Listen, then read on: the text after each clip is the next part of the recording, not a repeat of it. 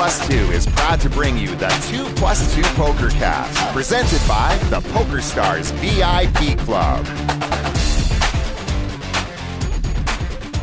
And now, here they are, my Canadian high stickers, my pre-flop misclickers, my octagon ass kickers, my Vegas bumper stickers, my effed up malt liquor, my Halloween treat or trickers.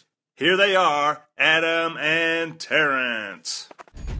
Welcome to the 2+2 Pokercast, presented by the Pokerstars VIP Club. I am your host, A. Schwartz, joined by my co-host, T-Chan. Can't get rid of me. I cannot get rid of you. And Ross, the producer. Thanks so very much, good, guys, thank for you. coming in. That was Michael Laney, who sent in nice that. Job. I approve of that, actually. Don't but you don't in general when I do it. Well, but it's a listener. It's great. Oh. It's fan contribution. You're supposed to be a professional. Right. You're supposed to be here. We're supposed to inform people and educate and entertain. And when fans do it, it's great. When you do it, Not so great. No, it's lame. All right. Yeah, I liked that one though. Michael Laney, thank you so much. Anybody else want to send in a witty intro, please do. Pokercast at 2plus2.com is the email. We got some emails this week. We'll get to later in the show. All we had to do was beg. That's As right. always. All we had to do is beg. I mentioned you are the co-host that's been here for the last few months. Next week you're traveling. I am. You're on your way to Hong Kong. We are going to join you for the Yes, you are the booked. tournament. I'm not booked. Well, You're no. not. What do you Poker not players booked? don't book. It's like 3 weeks from now. Do poker players like money, and plane tickets start to get expensive when you decide to book do. like 2 days before? They do. Oh, speaking about that, so I'm looking last night online, and I was prepping for the show, so I didn't have time to phone Ross and get his information to book his flight, and I thought, oh, screw it, I'll do it tomorrow. So I looked at how much it was, and I learned this trick. Somebody told me, because I use Hipmunk, the flight aggregator. You said you don't Kayak. like Kayak. Yeah, you use Kayak. I've never used Hipmunk. I like Hipmunk better. Okay, I'll check it out. But somebody told me to not log in, like use an anonymous browser. Yeah, I've heard that and before. you'll get better prices. Did it work? And it worked. Really? It actually did. I got different prices for different flights, so that was How about cool. that? And also wanted to. This will be Ross's first trip with the show. Yes. So I was a little worried about the hazing ritual. The hazing that we wouldn't get arrested for hazing him, but no, getting all the way halfway across the world, and the show. Ross has some sort of difficulty with.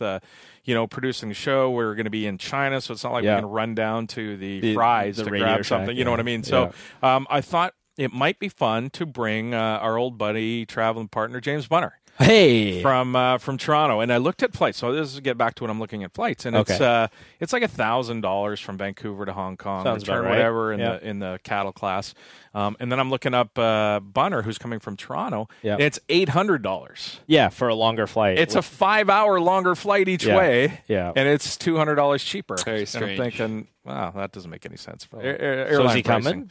coming? He wants to come, yeah. So it looks like the old gang's getting back together. going to be a fun How trip. do we get MJ on a plane? MJ will not get on that plane. No. So and next week. So you're going to be traveling. Yeah. Next week we were going to try and do the show on Monday before you left, but I thought, you know what, Wednesday to Monday. It's going to be a bit rushed. Tight turnaround, yeah. So I thought I'd see if anybody out there wanted to co-host, and I found a willing co-host in Mr. Phil Galfond. So, well, shit. I guess that'll be the last show I'm on. No. You got yourself a real host. No, you. Shit. You don't play poker anymore. Phil plays poker. It's not like he's going to be able to just do this every week, but he's in town. He's actually leaving the next day. Him and his girl, Farah, who was in the studio last time, are going to come in. I listened to that one. She was shouting wisdom from the couch. She was, yeah. She's going to get a headset, I think, for that performance for next week. So hopefully she'll get involved. T, you had a pretty big week. I saw some of the stuff on, was it Facebook that you posted? I competed. You were fighting. You were doing some fighting. Yeah, it's been a while since I had the old job last year and had some injuries this year. So I got on the mats and just some submission grappling. I had a good run. I felt like I went out there and I performed pretty well. And I didn't win. I got to the finals match. We drew, so we kind of impromptu decided on overtime. The rules in this one were actually like if you draw, you both get gold, which is like everybody gets a prize. It's like elementary school. Yeah. I got. Neither of us wanted the participation participation award. So we just decided, like, fuck it, we'll just fight again. And hit him in the face. Yeah, I didn't do that. Did you not hit him in the face? He tried to kick me in the knees, but was he like 12 years old, or was he? He's actually an MMA fighter as well. I've looked him up. He's had some MMA fights as well. But I had a really deep choking on him. I had my arms all over his neck and squeezing and squeezing and squeezing. This guy, I don't know. He had a neck made out of something. Didn't do anything. He wouldn't tap. Wouldn't give up. And my arms were burnt out. And were you like his windpipe? You were choking his wind. Like I don't know. I thought I was. Yeah, I had my arms around his neck. You know, the rear naked choke. You know, the sort of. I don't know. Okay. Well, you know, you've seen like the sleeper hold. Yes. Okay. You know the sleeper hold. It looks like put me in the sleeper hold. It's the real life sleeper hold. And I had that, and I couldn't. And then because I didn't know we had this extra match, I put everything into it, and then I had nothing left for when we decided to settle it again. But the cool thing about that competition was not actually that match. Well, obviously the would have been cooler if I won. But my first round matchup was against a guy who was 51 years old. Damn. Yeah, I was so impressed. Like it was my first round matchup, and I felt bad because like I have to go out there and like put it on this guy. Beat an old guy to death. Yeah, but at the same time, like I feel bad, but at the same time, he's like gonna hurt you. Yeah, he's gonna hurt me, and I feel like it's disrespectful too. Like he signed up. Like it's cool that he signed up a bunch of kids. I think it's patronizing. Like if I go in there and like effectively like soft play him, right? Of course, yeah. And so I went out there and I won, but I just thought it was awesome. It was inspiring that a guy who was 18 years older than me is going to go out there and compete against me and fight against me, and he's not going to ask for like a break or a second chance or anything. He was cracking jokes the whole time. We get into the part where they call us into the center and we shake hands and I'm I got my game face on. He's like, "Oh, I don't like this. He looks too serious," and this kind of thing. So he's joking around, and I start feeling really bad. Laughing, but I'm like, I don't know. I had to put it on him because I felt like that was the thing. That's what he wants. He doesn't exactly. He wants your best. Yeah, this isn't poker. There's not money at it. Where if I soft play him, he saves like $50 on the river. This is we're out there to compete. This is competition. So I thought that was super cool. Was he any threat at all? Like, was he completely out of place? He was strong. I mean, like this is the thing. Like he had really strong grips on me. He got a hold of my wrists and I couldn't break it. They call it old man strength, and it is true when you train for a while and you're old man. You're a little slower. You're a little more broken. But old guys are strong. Yeah, they have grip. And I'm like, he's holding both of my wrists, and I'm like, Jesus, it's like I'm in handcuffs. It's like a cop got a hold of me or something like that. But I mean, I'm just a little too fast, a little too athletic. A little too young to Made you feel like a young guy. I sign up for these things, and usually I'm the old guy, and I'm the second. I was the second oldest guy in the tournament. This brings us to an email from this. Yeah, let's go and jump into that email because I thought that was a hilarious email that we got. This is from Tank Moylan. Hey, fellas. Okay. This is Tank Moylan, third place world champion from the 2010 World Series of Poker Circuit $340 event. Wait. The Tank Moylan from the third place? This is the Tank Moylan. He took time out to email us at Harrah's Resort, Atlantic City. No big deal. I love the show, but really needs to stop reminding everybody that he does MMA. I imagine he's talking about Terrence. There's a pronoun missing. He forgot to put in Terrence. But really needs to stop reminding everybody that he does MMA, BJJ, punches people in the face, or whatever else. We get it. Mike, you're doing a hell of a job, though, and you make my life wonderful. Thank you for your time. Yours truly, Tank Moylan, poker champion. So that was great. So I feel like level? Yeah. Well, I mean, this is a troll job, but I mean, I felt like it was like a C- troll job, really? Wait, hang on, let me finish. I felt like it was a C- troll job until he called you Mike. Like I thought that brought it up to like a solid B. Yeah. I don't think it's world class. I think not it's sup bro. It's no sup bro. Yeah. But when he was like, because the $300 circuit event, that's quality stuff. I looked him up. He used to have a Twitter account, by the way. You did look him up? I didn't think he was a real person. It was a made up name. I don't think. It is a real name, but he's like a fake Twitter. I think his whole shtick was always got a fake this, Twitter. and now he's probably going to get like an extra 500 followers because of this. Because I just mentioned him. B plus. You think B plus? All right. So Ross, what do you tie break? B plus. On the level of troll jobs? Where do you think we're at here? There's room for improvement. We haven't been trolled since I was here, so that's the first one. This is an A for me. You're liking it. All right. You two guys are doing the podcast with the dumbest human alive. I can't believe you run out of gas again? I am. No, God, that's I was proud of that. Oh, I had a discussion about my wife again about that this week. She's like, "Don't you feel stupid when I almost ran out of gas last week? Yeah, I almost ran out of gas last week on the Coquihalla Highway. That's which, dumb. For people who don't know, is a whole bunch of nothing. It's mountain range of nothing. I got like 150K between gas stations. That's right, and I didn't know that because usually when you're driving on the freeway, you know because there's just like a sign that says like, "Hey, dumbass, if you haven't filled up your tank, there is a sign. There is not on the way back to Vancouver. Oh, there is on the way there. I didn't realize. Anyway. Yeah. No, my wife was like, "Don't you feel stupid when you run out of gas?" And I'm like, "No, I was quite proud of myself." And I told her the whole thing that I mentioned in the show. No, this was spectacularly stupid. This takes running out of gas beyond Did that. you bet on the Canucks? No, I actually did not. But what happened was, so my kid plays hockey at this winter club, and I had my backpack, and I have my computer backpack.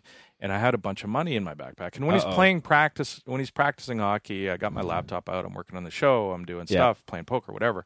And I had my laptop in this backpack and a bunch of money. And it was a bunch of money. Like it wasn't $100. Yep. And I went and got my kid changed, and I hung my backpack up in the dressing room, and I put all this. I mean, he's a goalie. It takes me a while to get all this stuff arranged. 15 minutes later, after I've done that, I completely forgot I hung my backpack on the peg in the dressing room, and I leave. Yeah. And I'm sitting around at home, and I'm like, how many hours later are you? This is like 4 hours later. I'm okay. like, I'll whip my laptop out here and do a couple of things. Oh shit. I don't have my laptop. Where is it? And then you go through then plus one. What else is in the inventory of in the bag? Yeah. Just sheer terror. There's like 8 dimes in there. Yeah. And I live a half an hour away from this club, and that was the longest half hour. I immediately, I was out of the house in 12 seconds. I think. Yeah. Zoom didn't even tell you broke every traffic law that exists. I could have got 73 tickets on the way there. Yeah. I was driving like a madman. While playing Pineapple. I get there. I was not playing Pineapple. Who was it? Somebody got mad at me for playing Pineapple. Yeah, it was somebody on the forum. Oh, no, it was Beltrix. Yeah, she's actually right. I should I'm putting more people in danger. She's right. But I'm at a stop. Usually at a stoplight. Anyways, so I get back there and I walk in, and the bag is still hanging in the dressing room. Of course, it always is. It's amazing, right? Like I've done that too. Left like gobs of money in places. I'm getting better at it. I haven't done it in a while, but it's always there. Like that's amazing. It always has a happy ending. It's uncanny. It's like but I guess people don't steal. We're lucky. But yeah, I guess I don't know. How many people just steal a random bag? Well, I don't know what the foot traffic of that particular. It's pretty busy, which actually helps because it's not like it's sitting by itself in the room, right? Like it's somebody. Yeah, just one guy walks in a room, takes a peek, and So, although I think if you're not a poker player and you just see like a bag of I don't know what you have, like $7,000 in there, you might think it's like a trap. Like you might think like the cops are setting you up. Yeah, it's a bait pack. It's a bait pack, right. Exactly. We have bait cars. So here that's monumentally stupid. Yes. I took stupid to a whole new level. So I get my backpack back, and last night I go and take my kid I take the money out, thankfully, because I'm not an idiot. Well, I am an idiot, but I'm not that much of an idiot. So I take the money out, put it away, ended up put him in the bank. And I go back into my kids' hockey last night with my laptop. And I'm meeting MJ and a bunch of our buddies for this concert last night. We went to the Psychedelic Furs gig, and I did it again. Like 4 days later, wow. I did it again. Like I have Alzheimer's. I'm getting early. Maybe you're one of the. Maybe you're. And I don't encourage this generally for men or women or anybody, but maybe you're a fanny pack guy. I don't know. I should just start. Maybe you're a fanny pack guy. Yeah, no. I think people should just follow me around and just pick up stuff. I'm going to start calling you Adam Bill Chen Swartz. That's it. Oh, yeah. Bill would do something like that. Totally unaware. Anyways. Dumbest person alive. Did you see the Phil Ivey 60 Minutes sports interview? I believe it was only 13 and a half. It was, yeah. 60 Minutes. I did. I thought it was really good. I thought it was actually fairly sympathetic to Phil. It was. Well, it's common sense. Like, it's so hard to take But I was surprised, right? Because if you just took the average guy on the street and kind of explained the concept of advantage play, of edge sorting, that they can kick out, they can do whatever. I don't know that the average guy would be that sympathetic. But I think they drew it. I don't know. That's interesting. I would have thought they would be because, it's so from a common sense point of view. If you explain it and break it down, I don't know how you can argue the other way. I agree. I mean, I'm not taking the other side. I'm just saying I was surprised because, and also because, like, when you're talking about, news journalism, magazine type of stuff, they're always going to look for the more dramatic story, right? Which is like, the fact that it's cheating or something like that they would claim it's cheating. I feel like that's, better ratings or better storyline, but, kudos to them. I think they did a good job, and they actually researched it. Like, they actually got into how edge sorting, the sheet of cards, and here's how you cut the cards and all this kind of stuff. I thought that was really interesting. They did a really good job. I don't know much about the expert that they brought in. I'd not heard of that guy. So that was interesting when they said none of the experts that are traditionally used in these court cases, because they all work for casinos. But I think it's more than that. I think it's none of those guys. Not that they work for, even if they don't work for one in the casino, they don't want to burn a bridge. Yeah. So what happened was they said none of the experts in the area would come on camera to talk about it. Yeah. Meaning that if the expert comes on, he's going to say that he thinks Phil is in the right. Right. The casino is in the wrong, but then he's never going to get another gig from that casino. Yeah. I think there's you make a good point. There's a lot of validity to that, and it would make it harder because let's say there's a future court case involving some other gray area thing. They now can't bring this guy in as a witness because, well, shit, you should just said on TV in front of the whole world that you thought that this previous, advantage play angle, whatever you want to call it, it was legit. So how could this one be different? It looks bad. But you bring up a good point. It may be not in your own personal best interests to kind of say, casino's wrong, players right. And the guy they did get was kind of funny. He was like all off the cuff. He wasn't in like a suit. Yeah, I thought he was going to start selling me something afterwards. He was, he's going to start selling me crap systems at the end of the show. James Brown, who does who was the host and does, of course, the NFL football on CBS and Fox, and did a great job. I thought he traveled down to Mexico. Really he went to Phil's place in Mexico and hung out with him. Oh, is that where they were? I didn't realize that. In Cabo. Phil's got that place in Cabo. Yeah. But, I liked what I really liked about the interview, and it's one of those things that nobody will even notice, but that Phil just no-sold him on the race question, because they asked him, like, do you think being black has anything to do with anything? Phil's like, no, not in poker. Nobody it was cares. so out of the blue. Like, why was that even asked? I don't know. It shocked me kind of. It took me back. I went, why are they asking about race? Nothing has come up about race at all. Why are we nobody about it? Yeah, exactly. If it was a white interviewer, do you think he'd ask that question? Hell no. You'd be terrified to ask that question. But it was just a dumb question. And when let's face it, they've done probably 2 hours of interviews with Phil to get that or whatever, not even 13 minutes. Yeah, it might have been 3 or 4 minutes of I was actual for a interview. whole hour. It was right, and when it's in editing, they can go through all the questions they ask. They pick that one. It's really out of nowhere, and it's no context. So I was just really happy that Phil was like, no, that doesn't have anything to do with anything. Yeah, it would have been better if he's like, what does that have? Yeah, there's only one color. There's only one color we see in poker. Green. What are you talking about? That's right. So that was Phil Ivey interview. I thought it was great. Check it out. I think it's on PokerTube. I couldn't find it on YouTube, which was sort of strange, but it's on PokerTube if you want to go check that out. Probably because HBO doesn't know what PokerTube is. I'm gonna guess. Maybe they couldn't get. Like maybe they haven't sent their team of lawyers yet. I noticed that our shows popped up on PokerTube last time I logged in. Oh, is that right? Yeah, the ones that I put on YouTube. Oh, nice. Yeah. For those that want to listen to the show on YouTube, you're going to do that every week now, right? You're going to. Yeah. What's the channel? What's the channel to? You should just be able to search 2+2 Pokercast. 2+2 Pokercast, and what we're going to do is we're going to label the timestamps, right? Yeah. So you can, if you want to listen to the interview or whatever part of the show you want to listen to, you can check that out. If that's another way to get the show to you. The DraftKings Millionaire event every week now. Every Sunday we in other words, a new way for poker players to get rich. It is, and not just get rich, but to make a living. I think I've talked to, and I've been doing a little bit of research into it. A lot of people are moving to fantasy sports, daily fantasy sports, DFS, to grind out a living. And instead of playing poker, they're spending a lot of time. We talked about Piranha just quitting Limit Hold'em entirely. Yeah, Piranha. Yeah, he's gone to. That's what he's doing. He's doing daily fantasy now full time. So for the second time in 3 weeks, we've had a poker pro take down the Sunday Million at the at DraftKings. Poker pro Ray Coburn won this week. Of course, Matt Smith we had on 2 weeks. Matt Smith we had on 2 weeks ago. And I just thought it was interesting. I put a bunch of money in, deposited, and played and bricked. But I'm going to get more serious. I mean, it's strategy. It's expectation is a thing that poker players understand better than most people. Maybe not as well as like financial analysts and stockbrokers and quants and people like that. Although even if you listen to my interview with Jason Strasser on my Life After Poker podcast, he actually thinks a lot of the times the poker players are even better at some of this stuff. But it's clear that poker players are going to have a big edge in this out of the gate. Yeah, just because their understanding of math and quantitative analysis.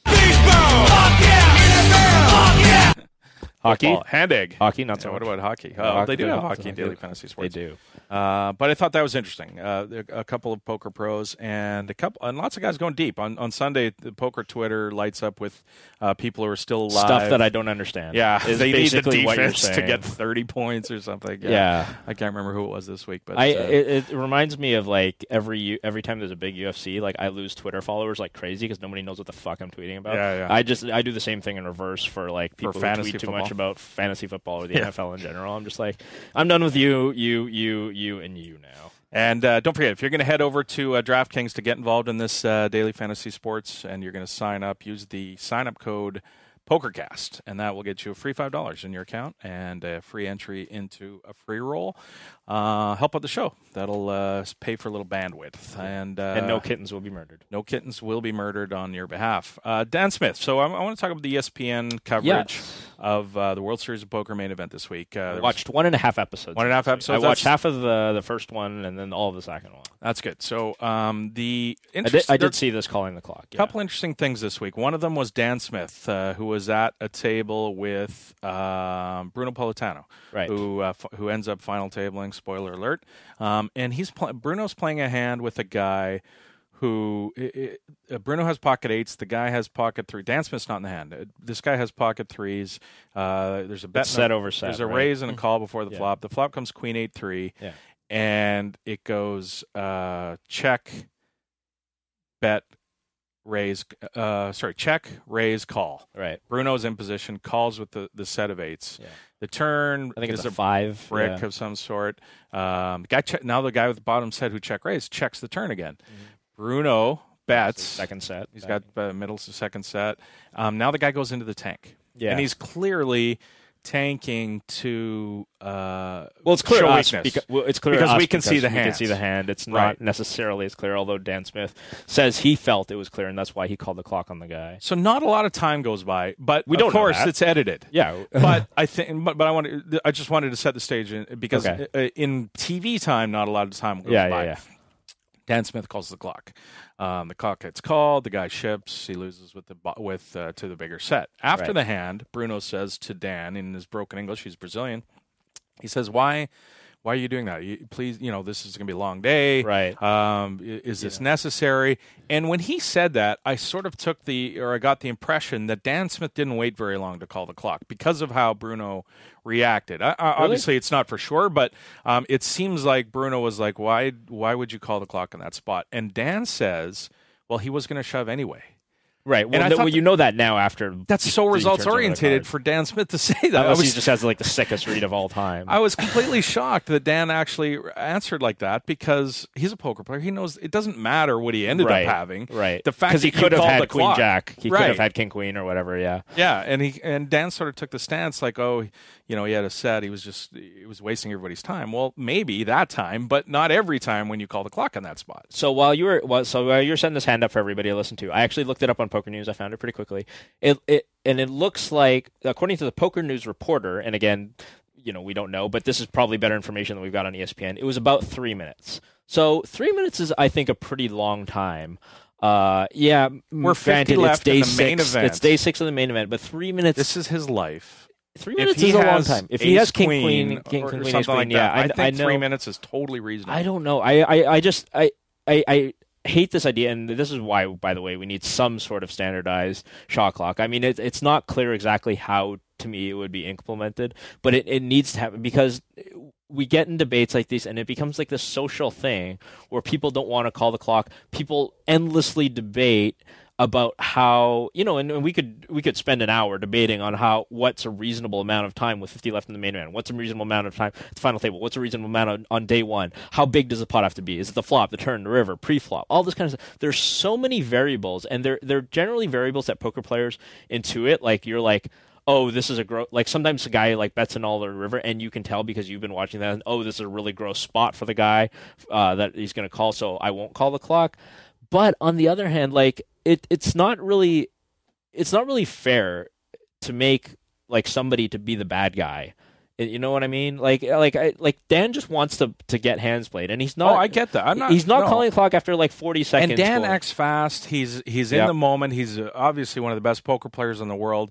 He knows what he's going to do right a lot of the time. We're in a main event with 50 left, where the first prize is completely life-changing for everybody in the event, especially these. I've never heard of the guy.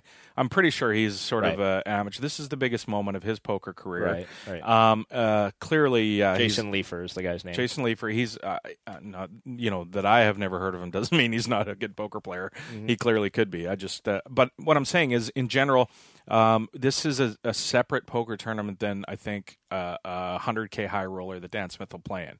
This is a tournament where I want to give, especially when it's on TV, I want to give people who are relatively unknown the benefit of the doubt to take their time in this moment. Never mind the fact that it builds drama for television. I mean, well, they don't have to show. They don't have to. It doesn't matter how much. But they don't have to build the drama, right? That's the thing. Well, when they do drama, when they do the live stream, they'll actually put the clock on. Like they'll show like this guy's been thinking for this minute. You remember the year where like Jesse Sylvia and all those guys they had like the 4-minute, 5-minute clock. I don't know. I think like that Jesse Sylvia is way worse for the game. Of course, how he was at the time. There wasn't anybody that was willing to call the clock, and so why is Dan? But if you're saying that he's way worse, then you're saying that somebody should have called the clock on them at that point. But nobody was around to call the clock because now there's a stigma involved with it. I don't want to be the guy to call the clock. I don't want people not to like me. Maybe it's part of my strategy. I don't want these guys gunning for me, and I don't want them angry at me. The problem is the system. Whether we call the clock or not call the clock, the problem is that it's on other players to do it, and I don't think it's a good system. I just feel like there's just so much at play. There's so many variables to try to balance that it's a mess. And that makes it hard to set hard, fast because rules. You might have, let's say you have 3 tables left in the main event, and you just have one table where everybody's super slow and nobody's willing to call the clock. That table is getting like 10 hands an hour. Every other table is getting 50. Okay, from an ICM perspective, that's really bad for those other 2 tables. That they're getting harmed, especially the smaller stacks at those tables. They're getting crushed over there because nobody's willing to call the clock at this insanely slow third table. And we're talking about massive amounts of money. Yes, we're talking about pretty big pay jumps. We're talking about 5-figure pay jumps at that point. Yeah, no, I agree. I just think this is a situational thing where, in general, of course I want play to speed up, and it drives me nuts to see pros taking, stalling for the same amount of time every hand to balance their thinking time, whatever. That drives me nuts. Yeah. But this is a spot where conceivably this guy could have a very difficult decision with 50 left in the main event for his entire stack, and it's a big deal. I just don't know if you're going to get more correct decisions after 5 minutes and after 3 minutes. Like how often? I agree, but I don't want to make it more difficult for a casual player. I just don't want him to be intimidated or hate the fact that he's got to make a decision like that. Yeah, and poker has always been this thing where you have as much time as you need. So, you're changing it sort of on the you're changing the rules. I think it's a cash game. I would never call a clock on anybody in a cash game in any big pot. Yeah. But I mean, in tournaments, we're all playing against each other. We have time pressure, right? Like there is a clock. You don't have indefinite time in a poker tournament. A cash game is a different story. Great. I want to talk about a couple hands from the coverage. One of them was a hand with Andrei Zaichenko. And I know hands are difficult to talk about. Hopefully we can post them in the thread if we remember to post them in the thread. And you can follow along if you want to pause and head over to the thread and fire up the hand if you haven't seen it. Andrei Zaichenko opens for $125,000 at $25.50 with ace-5 of spades. A guy right behind him tank shoves $700K with ace-10 off. Andre was fairly early. This guy was middle. He shoves for $700, ace-10 off. Newhouse on the button. That looked like he was tanking for a while too, if I remember correctly. Like yeah, the way they edited it, yeah, they kind of made it look like this guy was really in the tank about whether to call it 700K or shove his 700K. Mr. Mark Newhouse is in super late. I think he might even be the button. Pocket tens. He isolates the guy to 1.5 million with two tens. Folds to Brian Roberts, who flawless victory, of course, was on 2 months, 2 million. Sure. High stakes player for quite a long period of time. He wakes up with queens, and he's got about 5 million in the small blind, and Newhouse has him covered. Yep. So it's basically 1.5 million to Brian, who has 5 million, and he looks at it, looks at his hand, looks at Newhouse, and he folds fairly quickly. Or again, what we see on TV. What we see is fairly quickly. I'd be surprised if it was that quick. After the hand is up, he doesn't say what he has before the hand, which is good. After the hand's over, he says he folded a big hand, and then says, well, it's pretty obvious after he makes a comment. Yeah. And then he says, I didn't want to be all in and lose to ace king. Which basically says he had jacks or queens. Right. Which was weird, right? Like, I mean, in that spot, if you... It was just look. So I've done this before too. Newhouse is wide in that spot. He's isolating a guy for 700. I'm surprised he didn't flat the 700, to be honest. Yeah.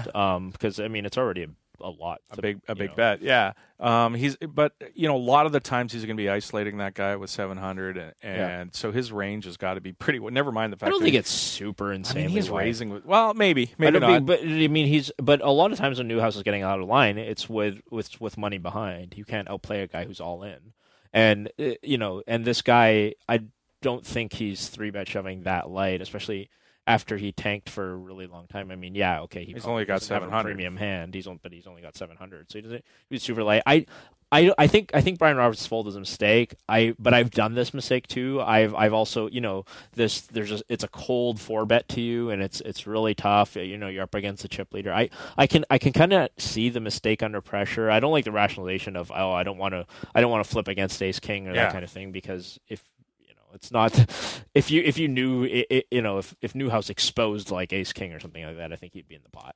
I don't believe that for a second, but I think it's a little bit of justifying after he sees all the cards get turned over.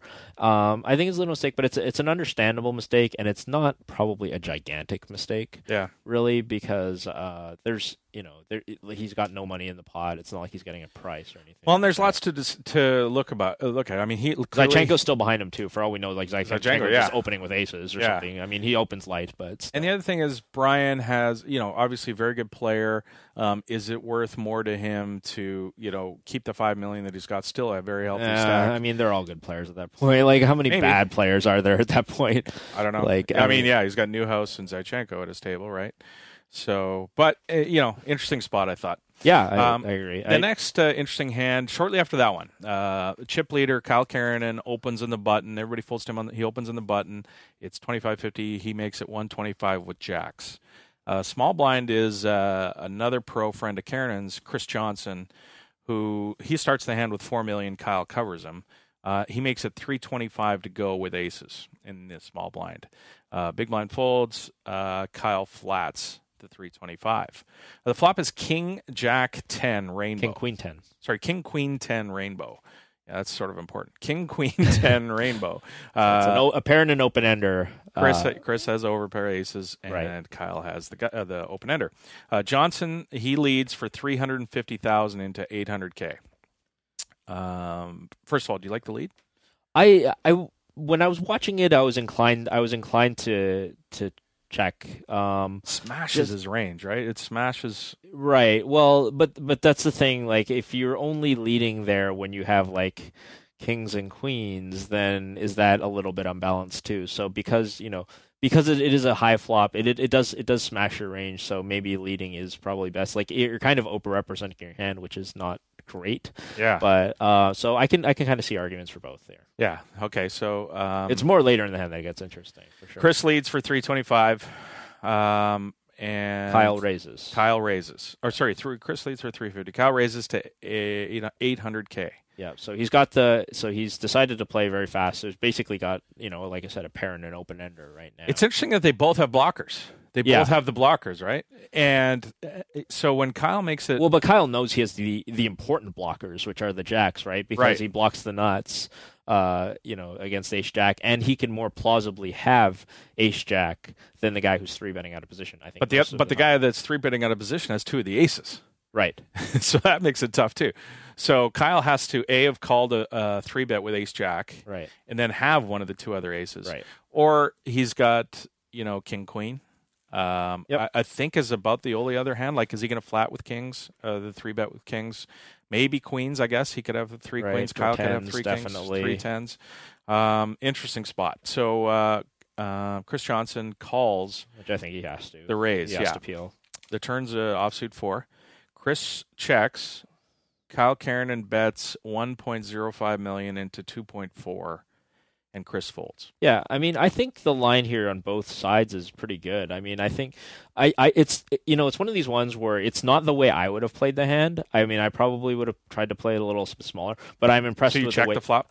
But I'm impressed with the way that both guys played the hand. I mean, I think Kyle's bet once he raises the flop is mandatory. I think if he shut down and took a free card now, I think that would be a very, very poor play. He loses the pot almost every time. Yeah, exactly. Other than hitting other straight. than making the straight. But yeah, I think once he does that, that's great. So I think it's a really well played hand. Like, it's not necessarily the way I would have played, but I think it's a well played hand. Yeah, interesting if Chris Johnson calls the 1 million on the turn.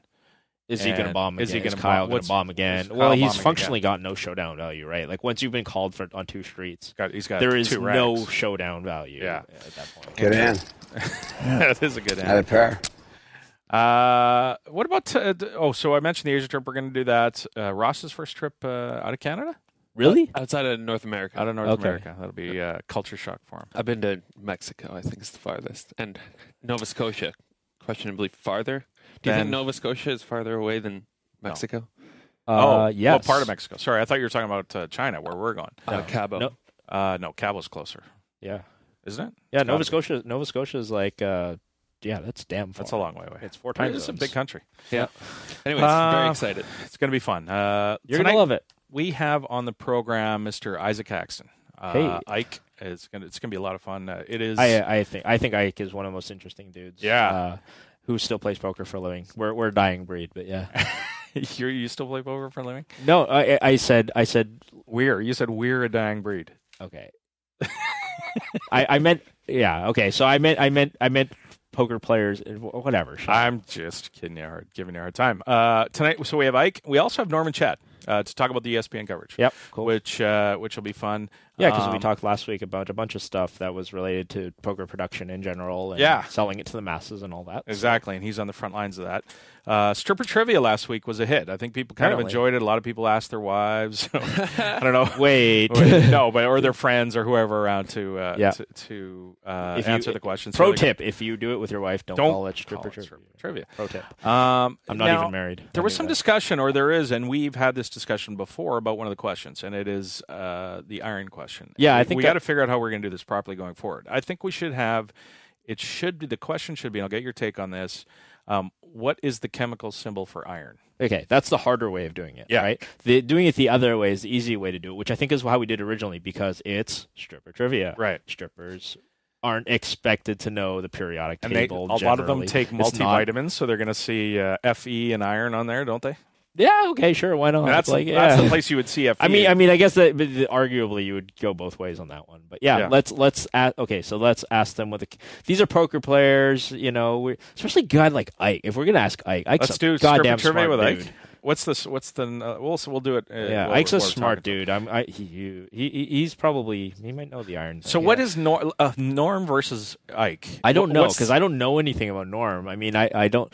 He plays the lovable goofball on the but show. He could be a genius. Yeah, exactly. He seems like a pretty sharp guy. So I don't know. I don't know. Okay. Did he go to university? I don't know. These are things. I do not know. Does he spend time on playing Sporkle on the internet? Who knows? Ross, you played some more poker this week? I hear the pit. Somebody here's got to. I did. I played this week. Did you? Yeah. The pit. I've only been playing live. I'm trying to get unstuck live, and then I'll put money back on Pokerstars. Yeah. So you got all tilted in the Boulevard. No, sorry, you were at. I've only been playing Edgewater, the downtown casino. You got tilted and walked over to the baccarat table? Oh, you were trying to edge sort. Yeah. The guy, I was sitting on the wrong side of the I've heard table. this can be beat. Yeah, I don't know. The pit got me. Didn't go well? It's my fault for staying too long. I got greedy. I actually got unstuck for that outing. It's funny that his Yeah. thing, he stayed too long. I was the said problem. quit at the wrong time. If only I'd known when to quit. But yeah, live sessions. We're gonna have to check you into the rehab program or something. I'm trying to come out of this downswing by hanging out with you guys and soaking up poker knowledge. Well, that's only going to help you if you play Limit Hold'em or Omaha High-Low Split. Yeah, I love, which by the you way, don't. can we bring up the fact that we're having Issac Haxton as a guest, but you and me just spent like the last 10 minutes talking about hands at poker. Right, like, should we not be asking Ike? We're playing no limit. We're like talking about no limit hold'em hands at the last 25 players left in the World Series, and we have Issac Haxton. By the way, we have one of the greatest no limit hold'em players of all time just coming on the show. But but Adam and Terrence will sit here and talk. Let's see what Ross thinks about that. Andy. Yeah, right. Like, why don't we just ask my grandma too while we're at it? She's Could probably you better give me than your me. grandma's number? I'll call her up and see what she thinks. So that's going to be fun. We're looking forward to that. Well, maybe we'll sneak those hands in on Ike as well. In case you missed it, George Danzer is your 2014 World Series of Poker Player of the Year. The World Series of Poker Asia Pacific wrapped up this week. When we last left you, George had a lead on our boy Brandon Shaq Harris. He needed back and forth battle. They were. It was awesome. Back and forth. It created a great storyline down there. Brandon needed a real deep run in the World Series of Poker APAC main event. He had a shot. 19 left. He was sixth in chips. Wow. Which was awesome. He needed a top 2 finish. Ended up busting in 17th. Your main event winner was Canadian Scott Davies, who defeated Jack Salter to take down the $850,000 first prize. Good for the economy.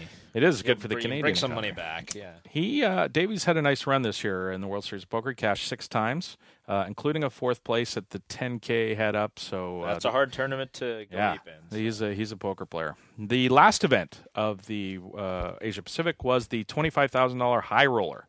And 68 players ponied up the 25K to play for the bracelet. It ended up being $600,000 for first.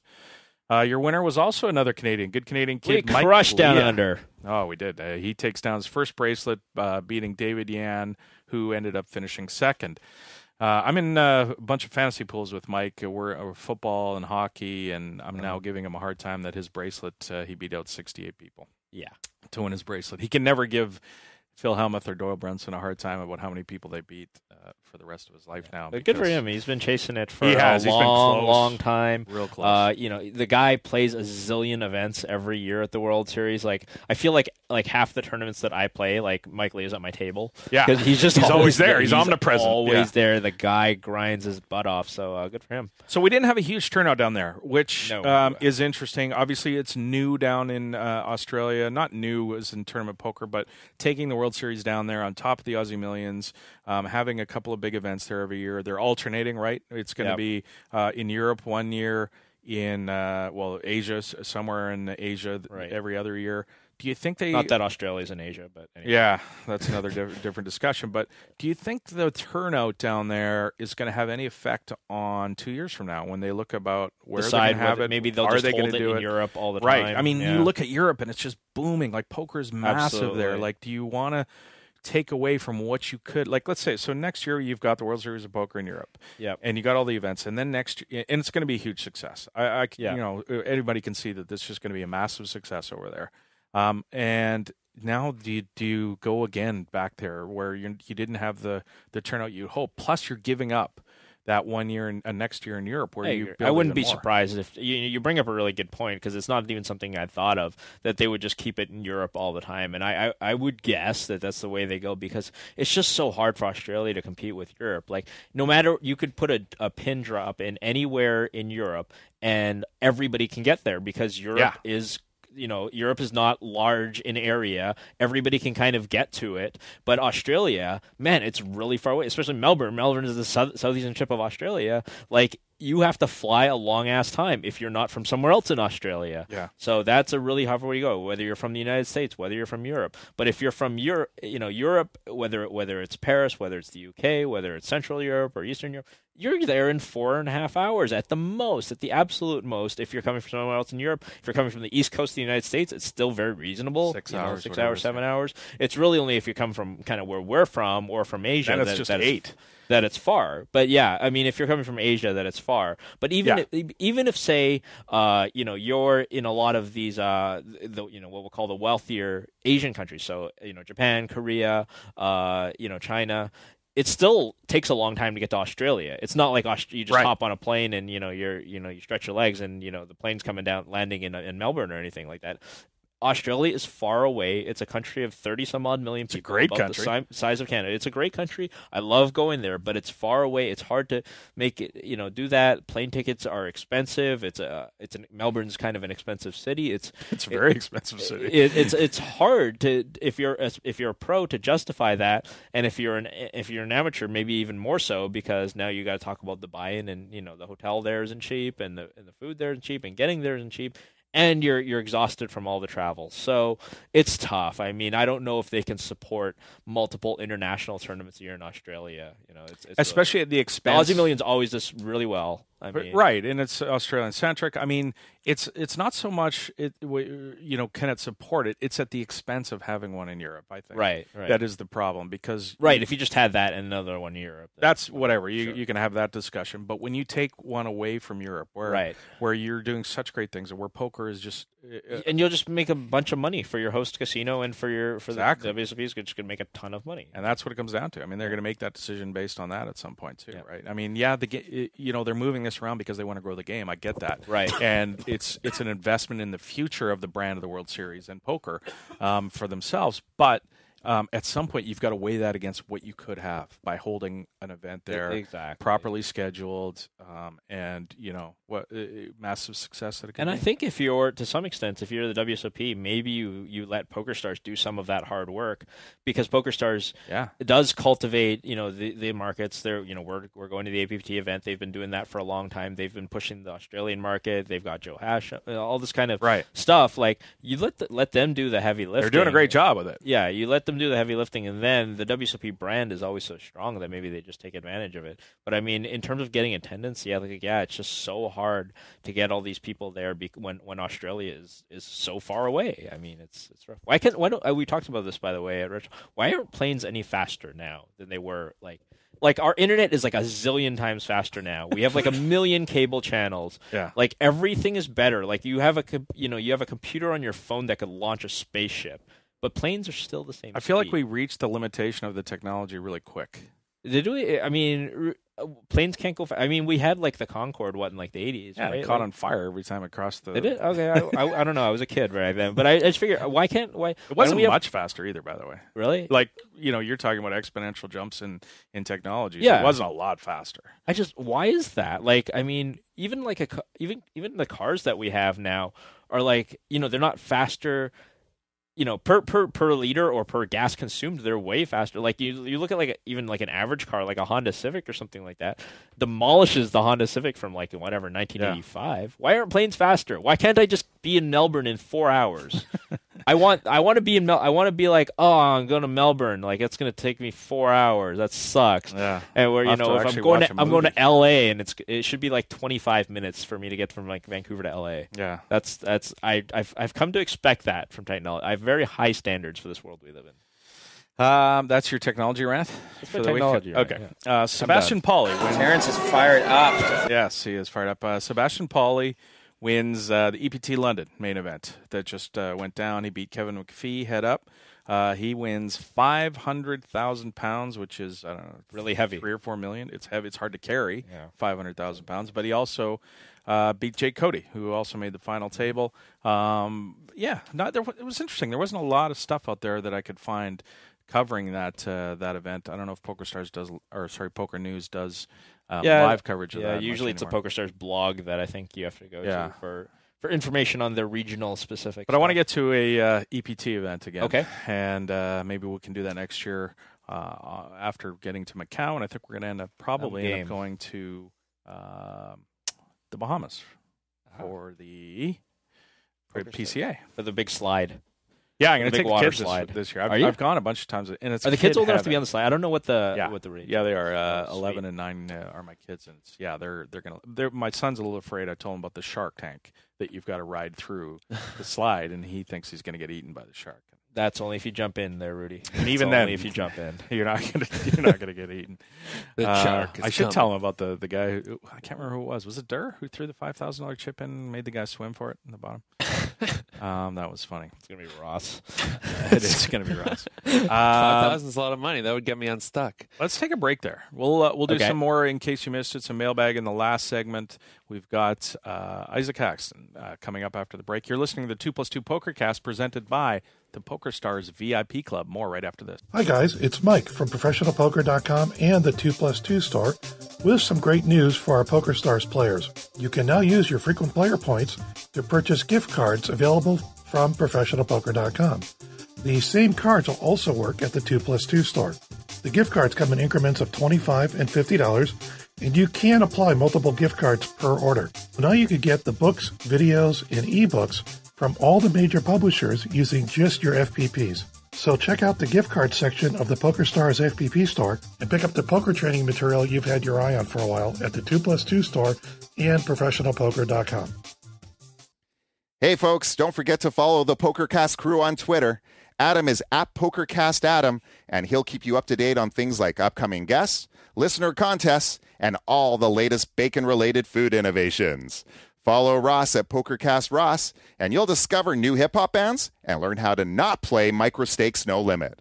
Also, give us a like on Facebook, where we post lots of photos and other nonsense. Hey, this is Team Pokerstars Pro Jonathan Duhamel. I hope you realize that not all Canadians are like those two clowns. Hope you're enjoying the 2+2 Pokercast presented by the Pokerstars VIP Club. Hey, poker players, don't forget to participate in the weekly Pokerstars Invitational for Pokercast listeners every Sunday at noon Pacific, 8 p.m. in the UK. Just $1.10 with $500 added to the prize pool each week. Formats vary, but you can always find it in the private tab of the tourney lobby. The guys will announce the password somewhere in this very show. See you at the tables.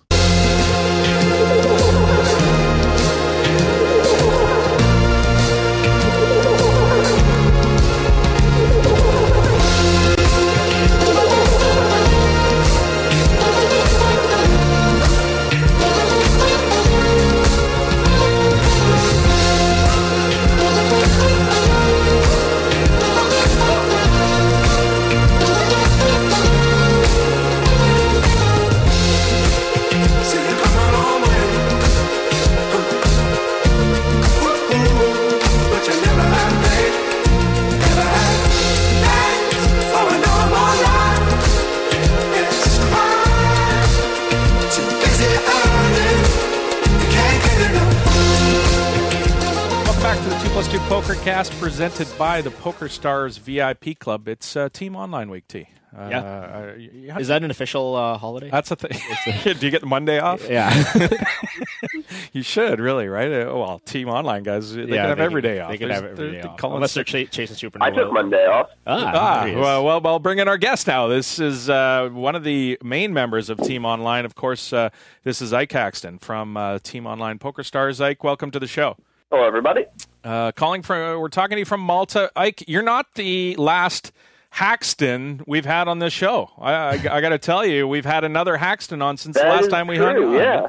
Yeah, we had your father Brooks on. He was He came on, talked about the book he wrote, which is called "Fading Hearts on the River." In a story about being the father of a high stakes poker player and some other stuff. How's the book going? It's going well. I think it's gotten a decent reception so far. I'm sure he would like to sell more copies than he's sold so far, but you guys can help with that. Go out and buy it. Go out and buy it. It's a great read. I think it's been a success. You can find it. I think it came out really well. You can find it on iTunes, I'm guessing, or on all your e-readers, etc.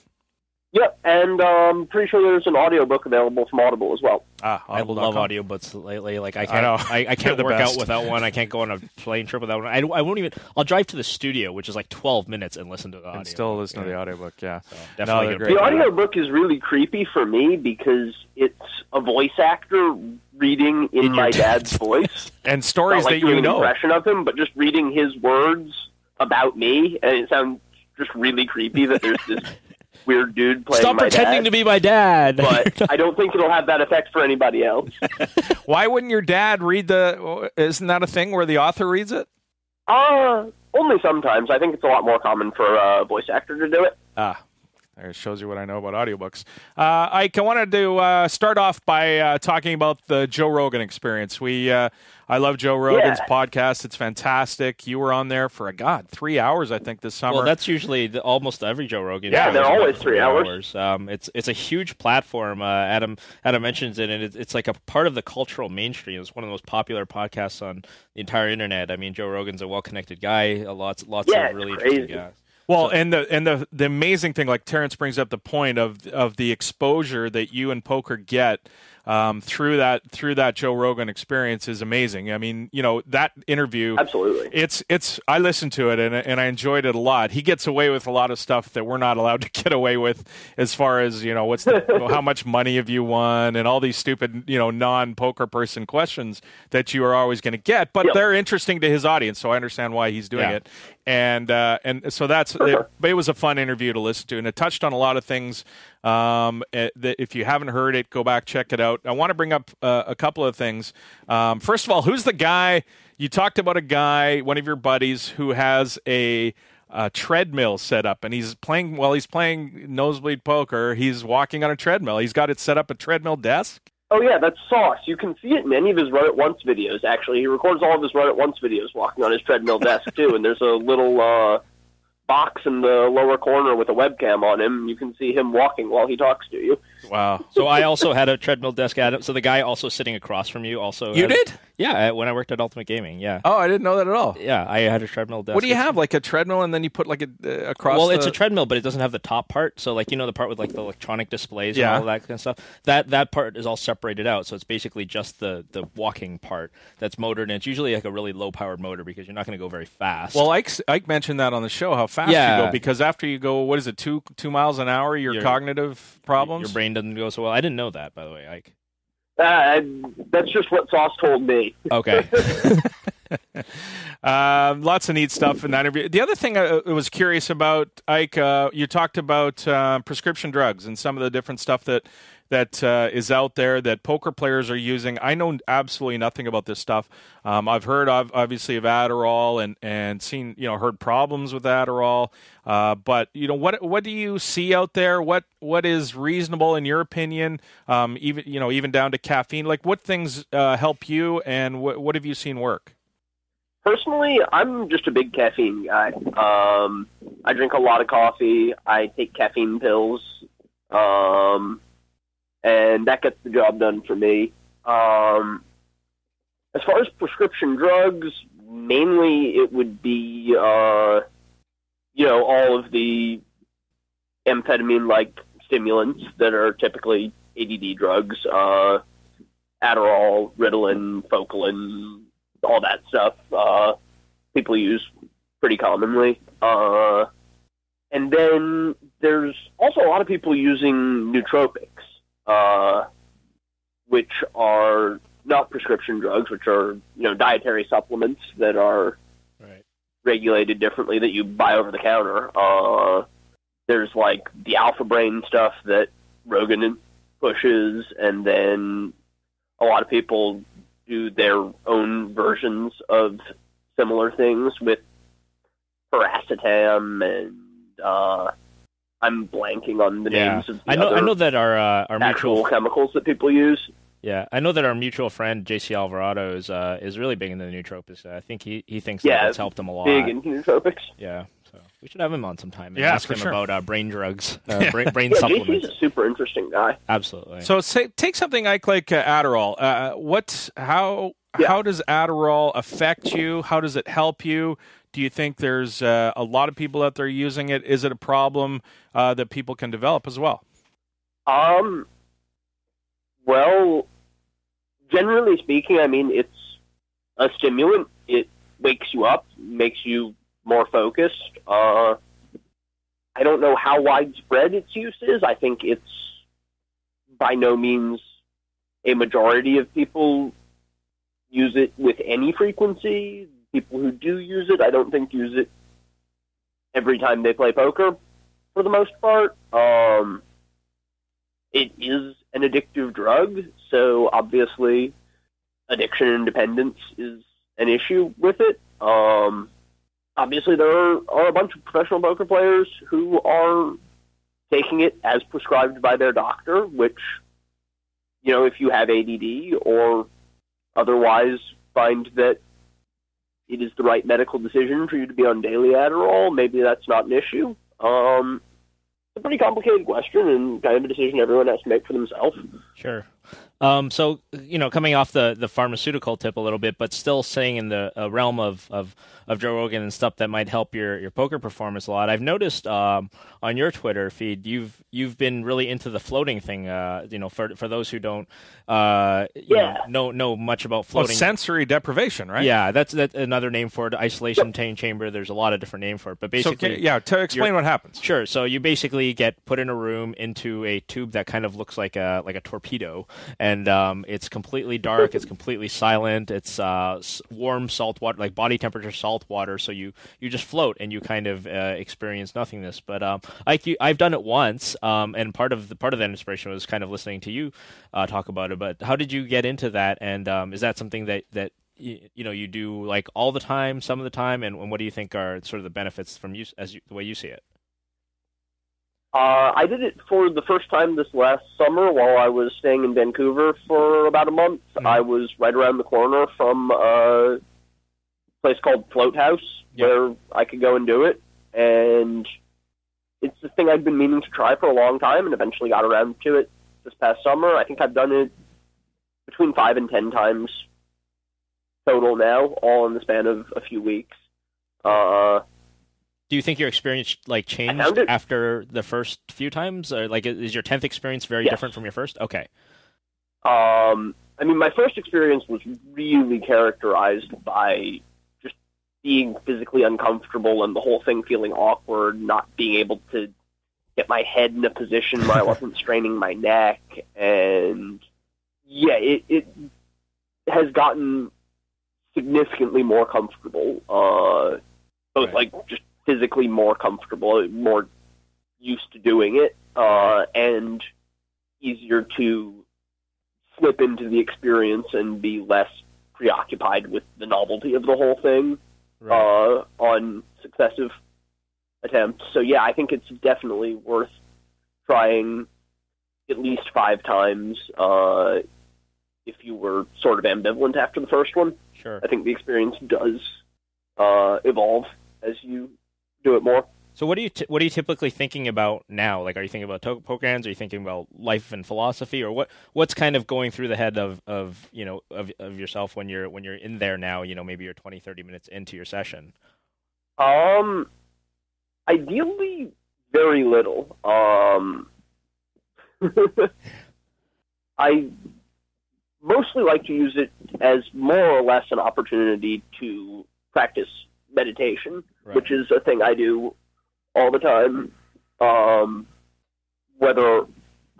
Before I started doing that, I was meditating daily for 10 or 20 minutes anyhow.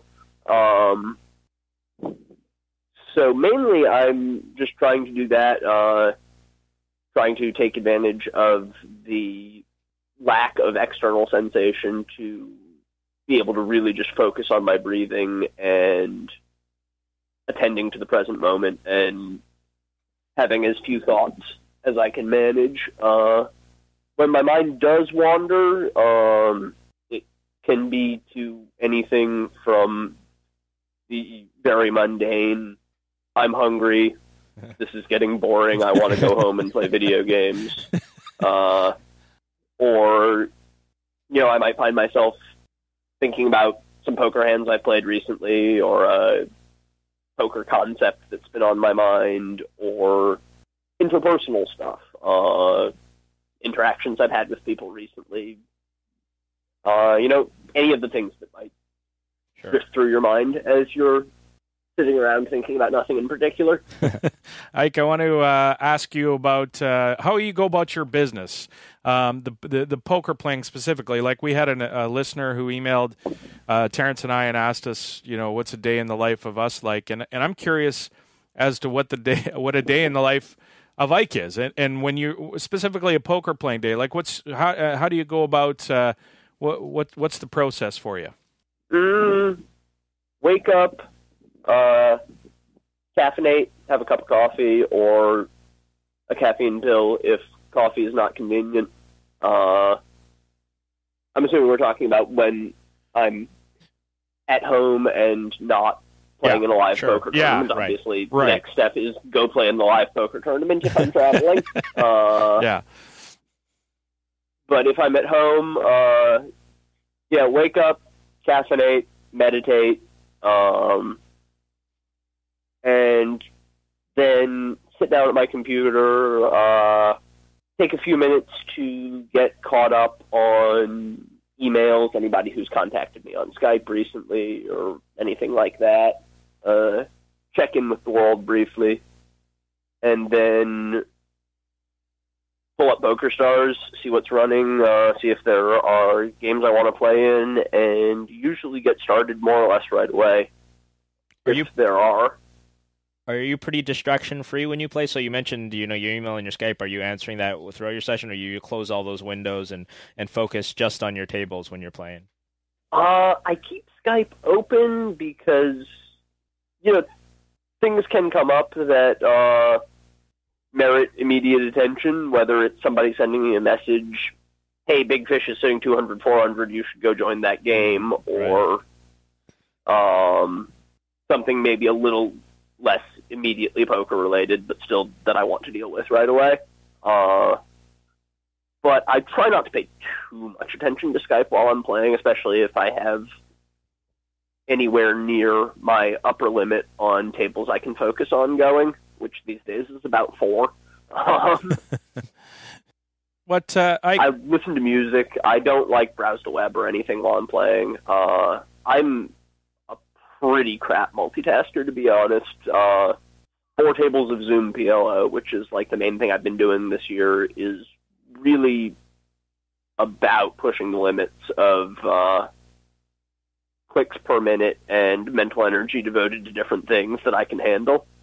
Talk to us about how you get action. And you mentioned Zoom PLO, so you're going to be sitting in a pool playing against people who are willing. But no limit hold'em, head up tables. What's the process of getting action? Obviously, not everybody's going to want to play Issac Haxton. Given your success, your reputation, you might have some people dodging you. You might have some people that you don't want to play. Is there any kind of what's the process there? You open up a table and you sit around and wait until somebody feels like playing you.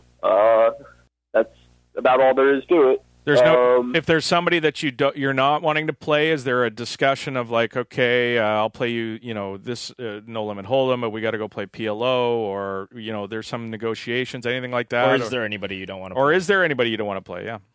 For the last year, I've been not particularly interested in playing Heads Up No Limit with Doug Polk, and there are plenty of people who I don't want to play Heads Up PLO with.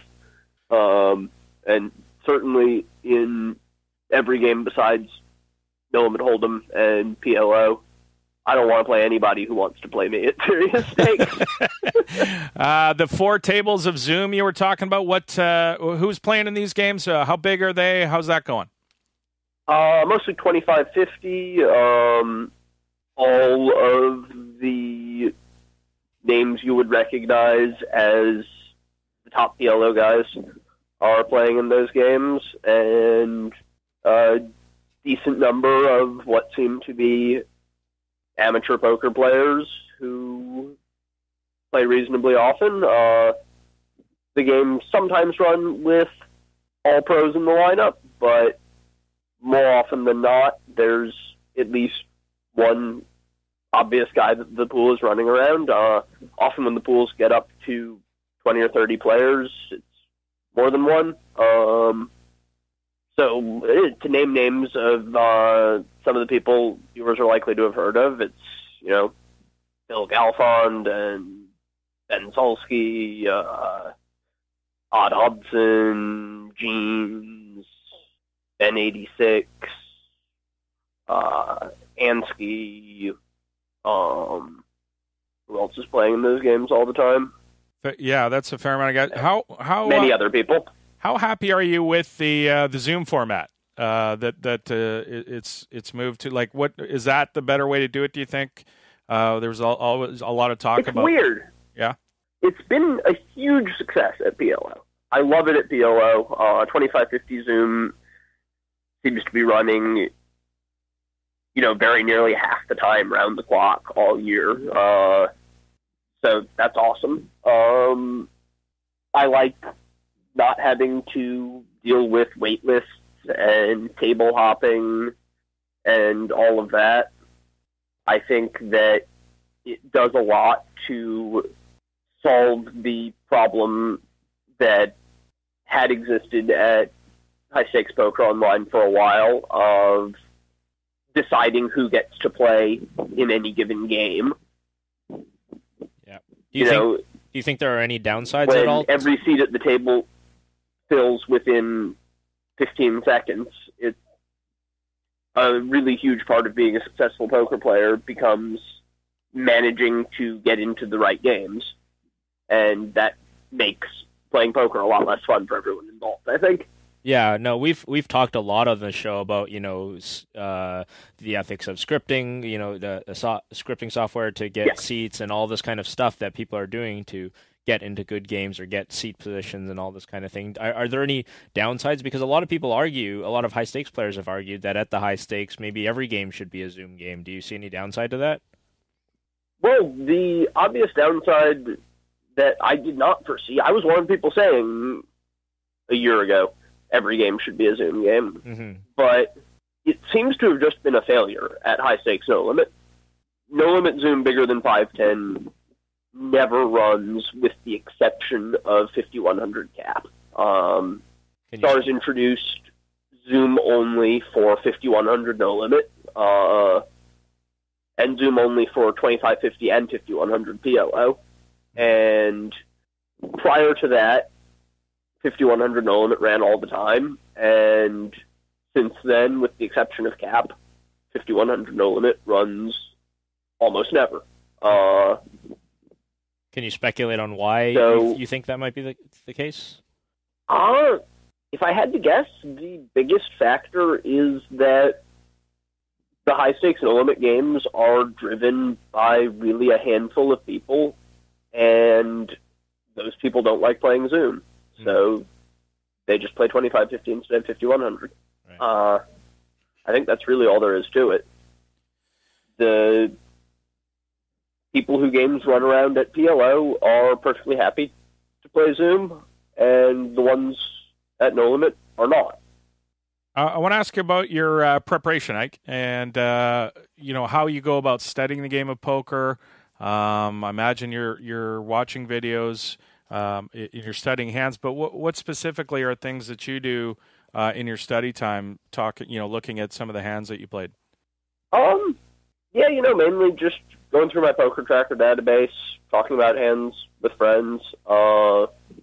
I'm generally a little reluctant to go into too great detail about how I study poker, because I think that at the highest levels, studying poker more efficiently and effectively than your opponents is a big part of the edge, and that's an edge I want to protect. I've turned down offers to make training videos and stuff for the same reason. I'm reluctant to go into a ton of detail about exactly how I approach the game away from the table.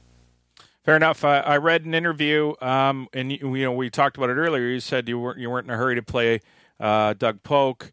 Yep. I want to just kind of expand on that a little bit and wonder, do you think about taking on some of those guys as an investment, sort of, in your game? Maybe you're neutral EV against a guy, but you learn something. Like, is there any discussion, or you just your method is to avoid those guys and learn from, the other hands that you play. Like, I just wonder, a lot of people talk about when I was moving up, I played, the tough regs, and I learned a lot from them, that kind of thing. Do you discount that a little bit?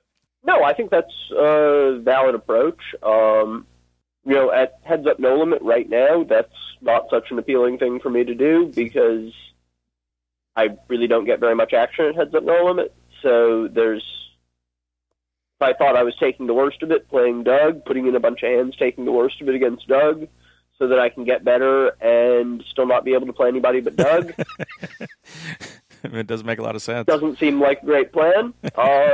At PLO, where I'm getting a decent amount of action, I am more willing to mix it up and play somebody who I'm not sure I'm beating, because maybe I'm not beating them now, but after a few sessions I'll learn some things and then I will be, or maybe I'll take a little bit the worst of it against this guy, but learn some important things that I can apply when I play a different guy next week.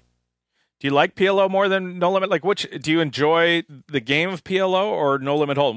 Which would you, if you had your pick, if everybody could play it, not maybe so much where you have a bigger edge, but what game do you enjoy more? Both are fun. I think I'd still have to go with No Limit. It's so much more precise of a game and so much less forgiving. I find it more exciting. In PLO, like, a lot of the big mistakes are just, I estimated my equity wrong and stacked off 3% too light. I need to get better at keeping track of my equity, assessing my equity with a pair and a non-nut gut shot and a backdoor flush draw on this board and a 3-bet pot. Whereas in Hold'em, it's a lot more about frequencies, and it's a lot easier to really get somebody, where you shove the river and a guy calls with a weaker hand than you expected, and then afterwards you're reviewing the session and you can really work through the hand in full detail and analyze what you're doing yourself and come to a conclusion like, oh wow, I'm actually bluffing this spot far too much. I made a huge mistake. He knew I was making it and he got me. And the same thing just doesn't happen nearly as much in PLO. And to me, that makes it a bit less exciting. Which brings us to an interesting hand. You talk about stacking off, getting called light. I want to ask you about a hand that you played last year. It's three-handed, 200-400 hand. Doug Polk and Wilhasha are the two other players in the game. I'm not sure if you remember hand. It's a big pot. It's on High Stakes TV. So it's three-handed. You're in the small blind. Wilhasha has the button. You guys are playing super deep. I think you have 200 big blinds, and you're the small stack. He opens to 1,200 on the button. You 3-bet to 4,400 in the small blind with the 7-8 of clubs. Doug calls in the big blind, and Wilhasha calls. The flop comes Queen 8 deuce 2 diamonds. 13,000 in the pot. First of all, I want to ask you about the pre-flop 3-bet there with suited connectors. Standard sort of X% of the time you're going to do that, or what's your take there on the pre-flop? Pretty much. It's a fine hand to play a big pot with. It's a fine hand to take advantage of getting some pre-flop folds with. It's a hand where you're putting money in the pot for sure, and the decision of whether to call or 3-bet is influenced by a lot of factors. I'm by no means confident which is the best play in general in a vacuum. But Wilhasha's pretty loose on the button, not completely unwilling to fold the 3-bets. I think, given that 3-betting and, excuse me, I'm about to sneeze. Sorry about that. Quite all right. It's okay. Yeah, 3-betting and seizing some pre-flop fold equity and being willing to play a big pot with a hand that can make lots of straights and flushes is a pretty appealing option. Sure. Is it also a case where you might be deep enough that if he decides to come back with the 4-bet, you're still kind of okay with it? I'm probably continuing to a 4-bet. I'm not sure that I'm any happier about that because we're 200 big blinds deep than I would be at 100. Okay. And you'd still much rather not see a 4-bet. Like, right, of course. If calling the 4-bet is right by 2 big blinds, then facing the 4-bet is bad news by 9 big blinds, since I just put 11 out there, and calling is 2 better than folding. Right. Gotcha. So flop queen 8 deuce, 2 diamonds, like I mentioned, 3-handed still. Pot is 13,000. You bet 8,700 into the 13K pot. I wanted to ask you about that stack size. The bet size. Fairly standard, like 60% of the pot there, or how often is that? How variable is that for you? Pretty variable. If you're just talking about sizing continuation bets in 3-bet pots, very generally. I'm doing a lot of different things on different boards. The fact that we're 200 big blinds deep makes a big difference here, obviously, as the fact that we're 3-way. But since we're quite deep, I'm going to need to take somewhat large sizing to get stacks in over 3 streets, and I do want to threaten starting from the flop to put stacks in. Which, combined with the fact that it's a pretty dynamic board, is why I'm betting bigger than, third pot or 40%, or some of the smaller options I might sometimes use in 3-bet pots. Okay, sounds great. So you 8,700 into 13. They both call, which is interesting. The 7 of spades peels off in the turn, bringing a backdoor flush. So now it's queen 8-7, 2 diamonds, 2 spades, and the pot is 40,000, and you shove 60 into the pot on the turn. Wanted to get your take on the overbet on the turn. I mean, in some ways, the biggest thing going on here is just some guessing what the other guy is going to do and doing the best thing to take advantage of it. I think both of them, especially Wilhasha acting last, will be reasonably willing to call this shove with top pair. Whereas the competing option is, I think, to bet half pot here, leaving half pot to play on the river. Right. If I do that, we're now looking at half the deck completes one of the 2 flush draws, and then on top of that, really any card 9 or higher significantly strengthens the caller's range. Right. So it's going to be more difficult for me to get called by a worse hand on, close to 3/4 of the possible rivers.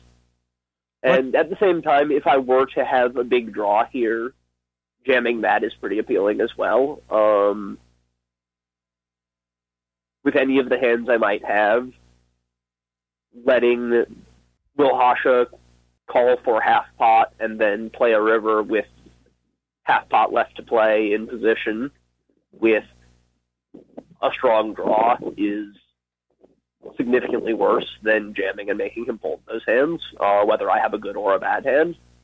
What about other turns, Ike? What if like a offsuit jack rolls off? You don't make 2 pair. You have 3rd pair. You got 2 callers on the flop, or even like an offsuit jack, offsuit king. What kind of line are you taking there? I mean, not all the time, but I'd say most of the time on most cards where I don't improve, I'm going to give up. When I get called in 2 places, especially. This hand is a fine semi-bluff on the flop. I have 5 outs to a very strong hand, but it's not one of my best semi-bluffs, so when I get called once, I'm reasonably likely to give it up. I think something like an offsuit king is maybe a card where I would continue, since that's a very good card for my range. I get to bluff a few extra combinations on that card relative to, say, the jack, which I think is better for the defender's range. Cool. So, I mean, I wanted to continue along the lines of the bet sizing on the turn, which was, you did mention that you would also like to get it in if you had some big draws there. So you're not too worried about the balance here. So you actually will bet this 1.5x pot fairly frequently with a fairly wide, what you would imagine is a not very exploitable distribution, I guess. That's the plan anyway. I would hope that I'm playing this spot in a way where, I'm probably not perfect. I doubt the in-game guess at which hands I'm going to jam there works out to something that, genuinely makes him indifferent with most of his bluff catchers, or whatever the goal should be in that spot. But, yeah, it's not just purely I have middle two, so I want to be all in. I'm going to go all in with exactly this hand, and I'll worry about what to do with a flush draw when I have a flush draw. Will you ever? I'd like to think that I'm building something resembling balanced range and robust game plan there. Right. Will you? I don't know if this is getting too deep into where you want to talk, but will you have a set often here? I guess probably not many. Mainly just based on pre-flop, and the flop. Right. I guess I can have set of 8s here. If I had set of queens, doing something other than shoving turn is pretty appealing. Right. Just because it blocks so many of the hands that can call. I might try to check shove queens on the turn. So that seems like a pretty good line. Wilhasha, if I had exactly set of 8s, I might play it exactly like this. Gotcha. You bet 60K into the 40,000. Doug, he folds. Wilhasha calls.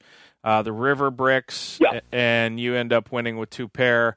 I'm guessing, I don't, obviously you're not going to tell or probably remember what Wilhasha called with there, but it's interesting that he calls the river there, and I'm wondering what his range. I'm trying to guess his range, or sorry, the turn. Yeah, I'm trying to guess his range. I think I do remember what he had. It was like Queen of Spades, 8 of Spades, 2 of something else, and then 7 of the second suit. Yeah. Yeah. Yeah. It was Queen 8, 7 deuce, 2 diamonds, 2 spades. Was the queen of the flop or turn flush draw? The queen was of the flop flush draw, I believe. Yeah, I'm pretty certain he had top pair and turn to flush draw. I think he had queen 10 of the turn flush draw, queen something and turn to the flush draw. So an automatic call. Got a bunch of outs there, yeah. Yeah, that's a hand you just have to call with. I recall that he snapped, and I thought I was probably losing. Yeah. Yeah, I bet.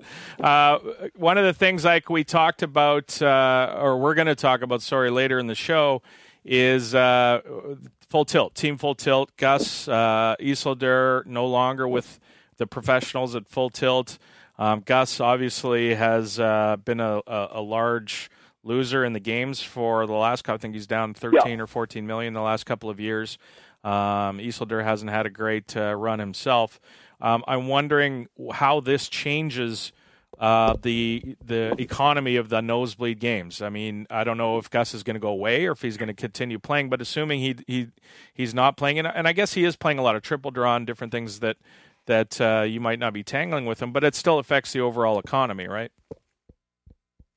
Yeah. I wouldn't say there's a giant overlap between the economy that Gus in particular is participating in and the one that I am. I don't think a lot of people are winning Gus's money and then going to lose it at big bet. I haven't had much experience of that happening.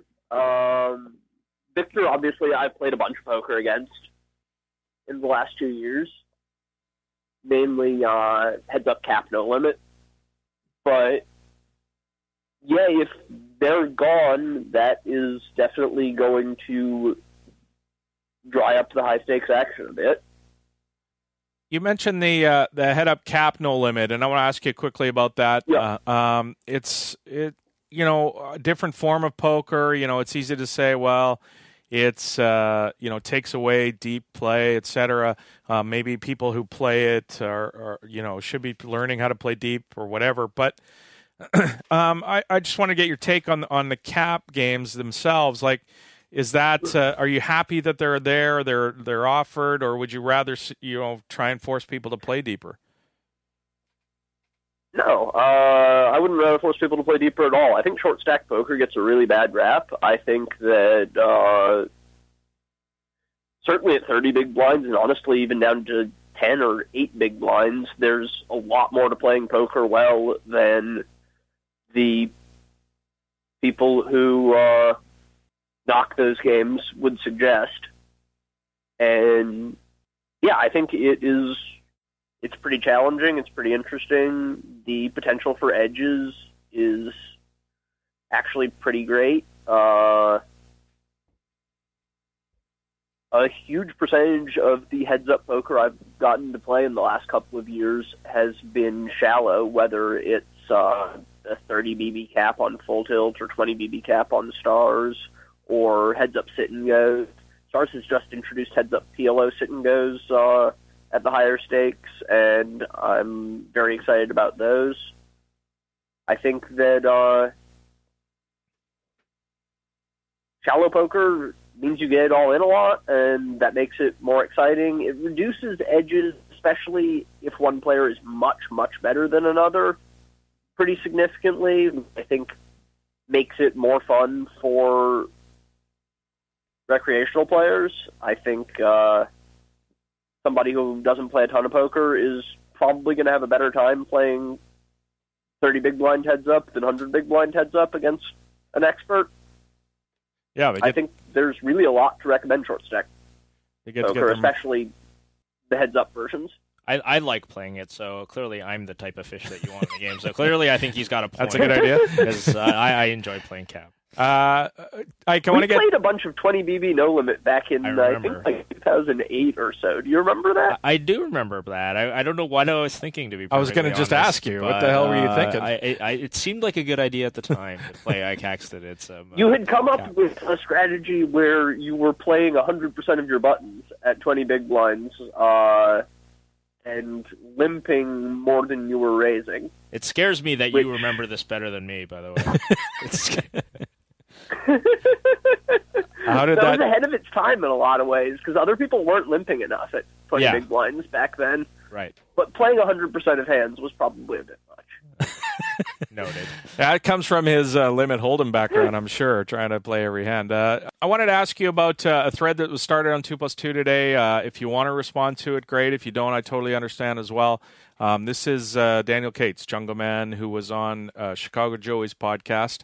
And I've got the transcript here. I haven't listened to the show, so I don't know if this is the exact transcript, but this is from the thread.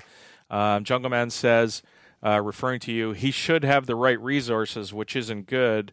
And Joey says, are you referring to potential database he might have of hands? And Kate says, no, something more powerful than that. And Joey asks, you mean a professional GTO machine, a game theory optimal machine? Jungle Man backtracks apparently and says certain details about certain projects people are working on. I can't give details, obviously, which makes me wonder why he brought it up to begin with. But I just want to get your sort of take on that, if you're willing to give it. Well, it's a tricky question to answer since it's not really apparent what I'm being accused of. So I suppose I can't deny having access to resources to learn pot limit Omaha. I do not have a database of data mined hands. I do not have a magic 8-ball that tells me what the right play is in every situation in PLO. How awesome would that be? Yeah, I don't really know what to say about that. I mean, it sounds like It sounds very vaguely like I'm being accused of cheating, so I suppose I should reiterate that I take the terms of service and the spirit of fair play in poker very seriously, and I would never cheat. I don't have any data mined hands even, which I think is clearly cheating, but somewhat common in the high-stakes community. Right. It almost seems as though, it's like if he's going to accuse you of something, just, can you be more specific about what you're accusing me of so that I can address the accusation? Is that kind of what your feeling is on it? Kind of, though I'm not sure I want to invite people accusing me of more specific things so that I can go down the line denying all of them. Right. Until maybe somebody comes up with something that I am in fact doing.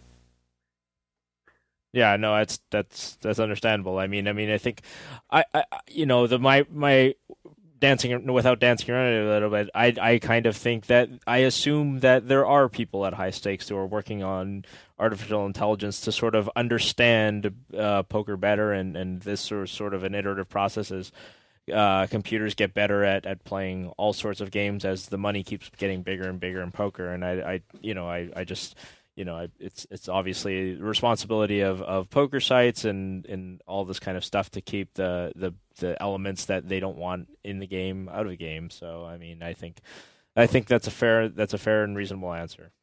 Yeah. Ike, I want to ask you, the career arc of a lot of the guys who have been at the top of the internet poker food chain is interesting to me. It's, you've got a lot of guys come and go pretty quickly. For whatever reason, they have a hard time staying on top, and you've kind of bucked that trend, and you've been around for a fair amount of time now at the top. Is there something that you've seen in some of those other guys that maybe you've learned from, or that you do differently, or do you think it's just you're clearly you have skills that they didn't? Honestly, I think one of the biggest factors might just be that I enjoy poker more than most professional poker players. There's a real tendency for people to get complacent once they've made a couple million, feel like they're very good at the game. They get less motivated to play and to study, and after a year or two, they can't cut it anymore because there's a new guy who's hungrier. And I think that hasn't happened to me mainly because I just don't seem to get bored with poker. 10 years in, I still just wake up every day and can't think what else to do with myself besides go play some more poker. Do you think you could play 10, 20, like if you weren't able to play the high stakes for whatever reason, do you think you could be a grinder, like a 5, 10, 10, 20 grinder, or is that just not appealing, long term? Sure. I mean, the vast majority of my volume this year has been 25, 50 ring games. I don't think it would be a real sea change in my experience of playing poker for a living if you turned that into 10, 20. Gotcha. Hey, we play this game we've a couple of times now called Stripper Trivia, we call. Are you game? It's 4 general knowledge questions, and Terrence and I are going to bet on how many questions you get correctly. You up for that? I'm in. All right. Who's setting the line? I'm down so much money. You got to set the line. You got to give me a break. Ike being Ike, I'm going to set the line at 3. You're going to set the line at 3? Yeah, I mean, Ike's a smart dude. I think he's going to get 2. He's going to get more than 2. So I'm going to say I got to take the over. He's got to run the table. He's got to run the table. Okay. I'm going to take over for 20 again. Okay. Do you want to ask the questions? Or do you want me to do it? You go. You're better at this. Issac Haxton, how many sides on a hexagon? A hexagon? Yes. 6. That's correct. He's on the board. That is correct. 1 for 1. Name the planets from the sun out. Oh, I don't think I'm going to succeed at this one. Uh-oh. You gave him, this was maybe the hardest Mercury, Mars, Earth. You are incorrect, sir. Saturn. You lost it. Already lost. Yeah, Venus. The second planet is Venus. Venus, yeah, that's a planet. So Adam's already drawing dead. I'm drawing to a chop, which is nothing new. Yeah, you're drawing to a chop. I've often drawn to a chop. I've got a free roll, so I'm going to get a free roll. So question number 3: name two of the three Axis powers from World War II. Really, 2 of the 3? You're not going to make me get all 3? Well, that seems like a pretty easy one. I'll go with Germany and Italy. All right.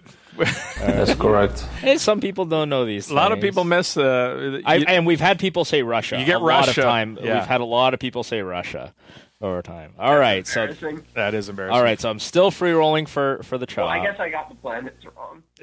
That's usually the one that people get wrong, so don't feel too bad. All right.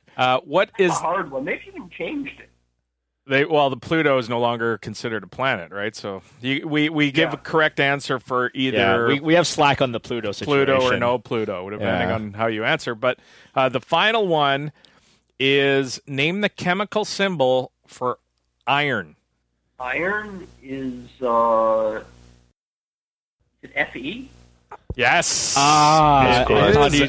So he escapes with a chop. I got the chop. Good line. Good line. Yeah, set the line. It was tempted for Sec to take 3.5, and you would have smashed the under. I would have hit the under at 3.5. It's really hard for anybody to get the planets one. Definitely gets people a lot. So indeed, you got to say that one for the end, by the way, because that's the one where he decides. That's a good point. We should be doing that one last. All right, Ike. Thanks for being a good sport with us. Thanks for playing that with us, Ike, and thanks for your time. Really appreciate the show, coming on the show. Yeah, thanks for having me on. That is the man, the one and only Issac Haxton. Such a thoughtful guy. I mean, I always get the impression when I was listening to him on Joe Rogan and with us that he's very precise and he's so measured because and that's why he's so successful at poker. I think is he doesn't make the wrong steps. I mean, he's measured in his approach and he's calculated and it's super thoughtful guy. Always interesting. Always fun to talk to Ike. So much more we could have got to. Pages more stuff and and he's very, like you say, he's deliberate about how he answers questions and stuff. So it's not an interview where he can knock off 50 or 60 topics. No, because you're going to go deep on but you're going to get good stuff for what you do get. Yeah, and that was a good thing about the Joe Rogan format was they had 3 hours to talk to him in person, so that was pretty neat. So we got 2 guests today this week. We're going to now be joined by the one of the half, the better half, should we call him the better half of the Lon and funnier Norm? Half, the funnier half. IMO. No, obviously, but love both Lon and Norman from the ESPN coverage of the World Series of Poker. They are. We talked about it. They're stalwarts in the industry and have done some magical things for. They're the standard for sure for television poker. And if there's ever a World Series of Poker if there's ever a Hall of Fame for commentators, I could see them getting in the regular poker. I mean, we talked about on the show about what that means, but I mean, it's very reasonable to consider them, Hall of Fame worthy in a certain context. And we bring him in now. This is the color guy. Yeah, for the ESPN, one of those guys who talks in the microphone. WSOP coverage, professional, unlike one of the real guys who knows what he's doing when he's talking about poker. This is Norman Chad. Norm, welcome back to the Pokercast. Now, nobody tells me I know what I'm doing when I'm talking about poker. That's the best. That's the best entrance I've ever had. What are you, nuts? We try and butter up the guests, Norm. Come on, we got to get you in a good mood. Yeah, it's pretty transparent. I can see right through that. Just get to the scandalous stuff. What do you want to know? So this year, Lon sent me a text asking if we were going to have him on, and I told him, if you weren't available, that we would. But luckily, you were available. See, you just said something that's very true. Lon would send you a text to find out if he can go on. Okay, see, I mean, Lon stands at Caesar's Palace like he's replaced Joe Louis as the greeter. He stands at the front so people could see him. Go, are you Lon McCarron? So he will send you a text to go on, and I'll sit under a desk and hope you can't reach me. Sometimes it's just great to watch. Yeah, I can hear all the young kids out there Googling Joe Louis to find out who you were talking about there. You just mentioned something else, by the way. Sometimes nowadays when you make a reference on a podcast or I send out a tweet, and I get direct messages or tweets back telling me, who out here is going to know who Jonas Salk is? Who out here is going to know who James Polk is? I mean, it's like you can't make a reference of anyone who was born before 1995, which is ridiculous. Yeah. There's a lot of life before the 21st century. They're missing out on some great references, right? Yes, so if they have to look up Joe Louis, I don't feel bad.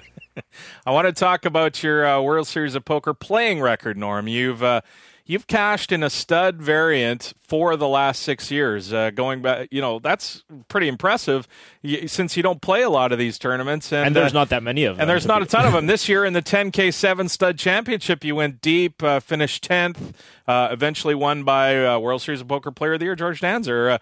How much? You got a big bonus in your ESPN contract if you rock a bracelet on the show now? Okay, bonus and ESPN contract did not ever come up in the same sentence. That does not exist. But thank you for mentioning that. Yeah, I hope I don't sprain my arm patting myself on the back, but since I am not a poker professional and I am not a tournament player, I am very proud of my record recently because I don't play that many tournaments. I hardly play any tournaments outside the World Series. I hardly play any tournaments at the World Series. I was 0 for my first 12 and did not think I'd ever cash. And then, thankfully, I'm now 4 cashes in my last 18 tournaments, which is a pretty good record for somebody who doesn't know what he's doing. And plus 3 of them are deep runs. So, yeah, I'm very, very pleased with my results the last several years. And I didn't think I'd be this happy. I didn't think it meant that much to me. But since I take so much, grief and crap from people in the poker community, I don't know what I'm talking about. I don't play poker. I have no idea what I'm doing. It's kind of nice to actually go out there and have those finishes in Stud 8 or Omaha 8. If you bink one of these things, how much of a hard time are you going to give Lon? How much of a hard time? Oh, my goodness. I mean, that's come up before. First of all, Lon final tabled a World Series circuit event. Right. Which, again, there's actually no videotape of it. It could be just something created by Disney to pump up his street cred. So that was just absurd to me that he actually final tabled any type of event and actually had 300 or 400 entrants in it. So yeah, if I actually win a bracelet, which I've never considered as a possibility, and I still don't consider it as a possibility, even though I've now had whatever 6th place finish, 10th place finish, 12th place finish. Yes, it would come up not only every broadcast. I assume it would come up every other segment of every broadcast on the World Series. Yeah, but typically you're making fun of your own poker ability. Yeah, you couldn't do that anymore. That would be hard because, as everybody knows, bracelet winners are great poker players. That actually destroys. I prefer making fun of my poker abilities. It's more natural. And again, I have no Hold'em abilities. That's unquestionable. I cannot play Hold'em at any level well, and I'm not a favorite against any group of people. You can find the group of people. You can go walk into Radio Shack and give me a group of people. You can find 9 Franciscan monks. You can go to Jiffy Lube and get 9 people waiting in line to pay $24.95. I cannot be a favorite against any group of 9 players at a poker table if we're playing Hold'em. The other games I'm okay, but yeah, I do prefer making fun of myself instead of spraining my arm, patting myself on the back. It's good to know. So obviously you do call No Limit Hold'em. The stud games and the other games have been tried on ESPN in the past, and didn't quite pan out the way that I think a lot of hardcores worked. But Adam and I have been talking a lot on the show last couple of weeks about poker on television and different potential formats for that. And your show, the ESPN The World Series, is the flagship show. It's the most important show out there in poker. And we've talked about the idea of, for example, showing only one player's hole cards or showing nobody's hole cards. That's an idea that's been brought up. You had a segment in the past where you would try to guess that hand, and it was often in a more humorous way than a strategic way. Are there any thoughts on going back to doing things like that, changing formats up, stuff like that? Yeah, I'm not actually in the inside loop on those type of discussions at this point. But yeah, what you've mentioned are a couple things that are, even for our show, which would be a good idea, either not showing the whole cards for a particular hand or showing one person's and not showing the others. Variations of what you just spoke of, I think, are really good to incorporate on a limited basis in our show. Our show is more entertainment and more reality show than it is sportscast or hardcore poker show. But those elements are nice to throw in there. I did like it when we did that. When occasionally in the first couple of years, sometimes we didn't get the cards correctly, so we'd play a hand in which we didn't know what one of the players' cards were, and then of course, as you said, we formalized it with the Jack Link's wild card hand. a few years ago so people could try to guess, and of course I was just guessing humorously. But yeah, I think that's a nice addition. Of course, I'm pretty steadfast on the World Series of Poker in terms of not making it too analytical driven, too hardcore driven. I know that disturbs a lot of hardcore poker players, but I think that the World Series telecasts are a different breed than what all the other telecasts might be. And unfortunately, we don't have all the other telecasts right now because of Poker Online in the U.S. going down. And so when that comes back, if it ever comes back, you'll see another flood of poker shows on, and people will get a wide variety of presentations. There's no one right way to do it, and of course, there's no one right way to do the World Series of Poker main event. The way we do it is closer to the way that I prefer to do it, though, which is, again, a much more casual, entertainment-driven program.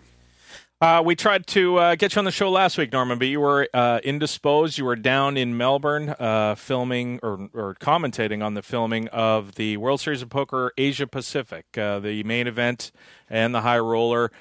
Pretty interesting. You guys turned around the coverage same day. It was on ESPN2, I believe. And, we're getting real close to, live coverage with that and the main event stuff, too. Yeah, this was a 30-minute delay with whole cards up. Unlike the November 9, the last couple of years, the whole cards only come up at the end of a hand for the players that are remaining in the hand. This is whole cards up from the beginning, which is terrific, I believe, for viewers. And there's actually a chance we will be doing that in a couple of weeks on the November 9 this year with whole cards up for the first time, which I think is a lot better for casual viewers. Again, I know some people prefer to have the whole cards revealed at the end. Again, from a strict poker standpoint, it's more interesting to try to figure that out. And I think most casual viewers, prefer to have the whole cards up. And if we can do that, and it can be secure, and that's one of the concerns I always have about the security here. You have one breach of security where somehow information gets out that shouldn't get out, and we're in a whole lot of trouble.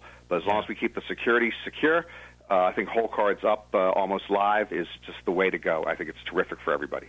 Now, when you say casual players, you're the guy that's going to get the feedback, walking, in poker rooms, or not even, just walking in the street when somebody, casual viewer, you interact with them. That seems to be the sentiment. They like seeing cards right from the beginning, or do you think that's, your opinion, do you think? No, without question. I mean, I hear it from both sides. I hear from casual people, and I hear then when I'm in the card room, I hear from both casual people who, like me, play once a week or something, and then the people who are there 5 days a week grinding it out. So I hear from both constituencies. There's no question in my mind that 90% or more of casual people prefer to get the whole cards from the get-go of every hand. And then the poker players actually have a little more of a division. More poker players prefer to have them come up at the end, the reveal, but some of them prefer to have it at the beginning as well.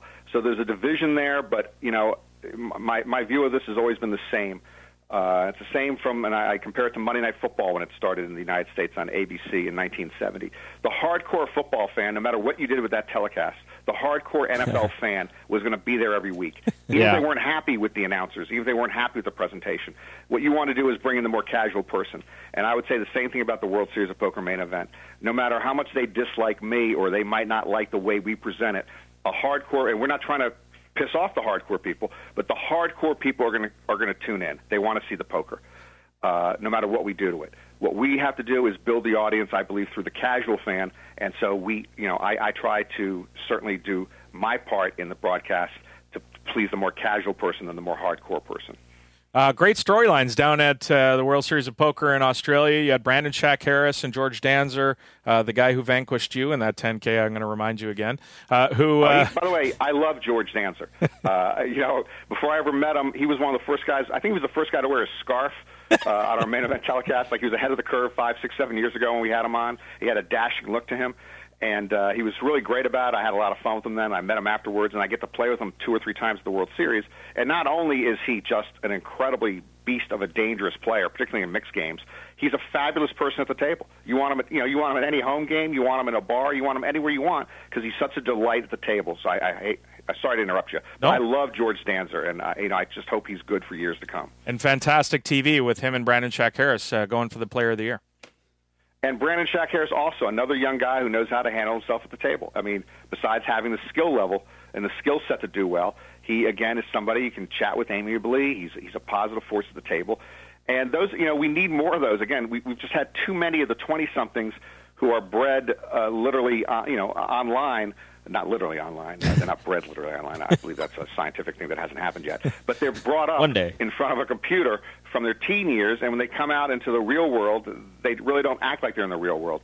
So when we have guys like George and Brandon, who are of that age also, in their 20s, early 30s, who act the way you should, poker's a social game, I think it's a big boost for the game. And so it's just great to see them, and they went back and forth. It was almost like Mark McGuire and Sammy Sosa home run race. I assume no PEDs were involved with Brandon and George.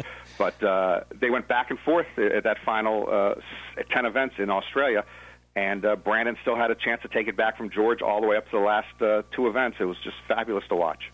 Let's get to this year's coverage on ESPN of this 2014 World Series. We're getting down to the November 9. One of the early storylines was Kyle Keranen and versus Curtis Rystat, the sort of loudmouth in air quotes. What did you make of that whole exchange and specifically Kyle's behavior? Yeah, Kyle was in a bad spot. It was without question this other guy was going to come after him both verbally and in hands.